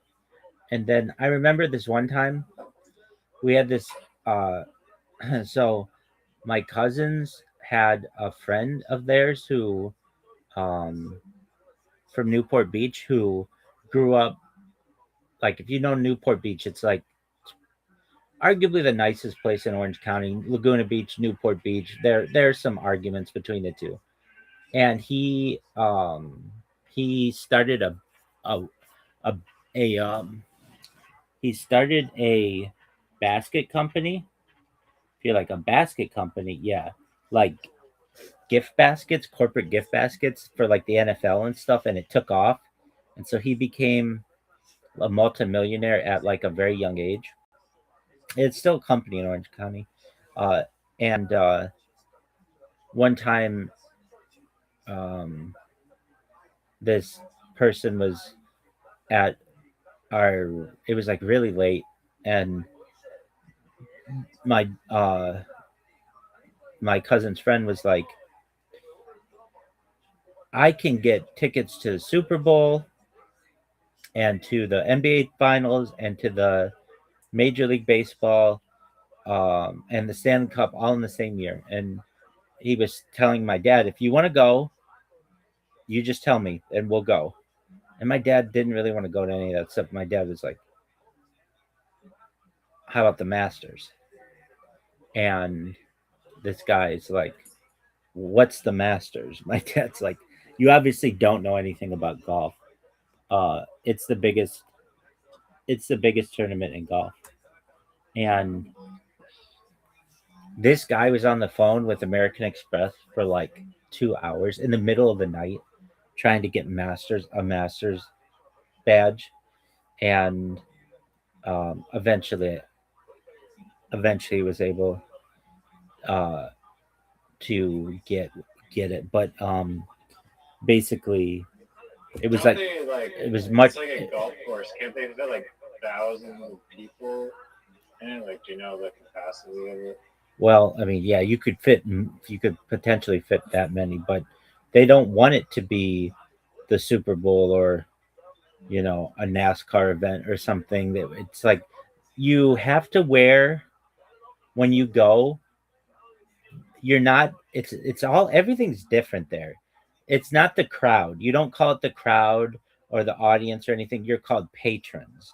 And they're very specific about that. They don't refer to them as anything but patrons. And um like the um the club doesn't need the money, and that's why the food's so cheap, and that's why the merchandise is so cheap. So like um I think Not the cost of the members. Like pay like 600 grand or whatever to be there. well, it's just like they don't they don't need they don't need the money. So why charge people an arm and a leg for food when they don't need it? And that means that people aren't going to have as good of a time. Or instead, if we just basically give the food away, it's just like white bread and cheese. That's it. It's not like anything really complicated. People are going to talk about this and rave about it and say how nice it was and how great they were treated and everything. And that's what people do. Um, so anyway, and that's the only week that I believe that the public is allowed on the grounds. It's high security.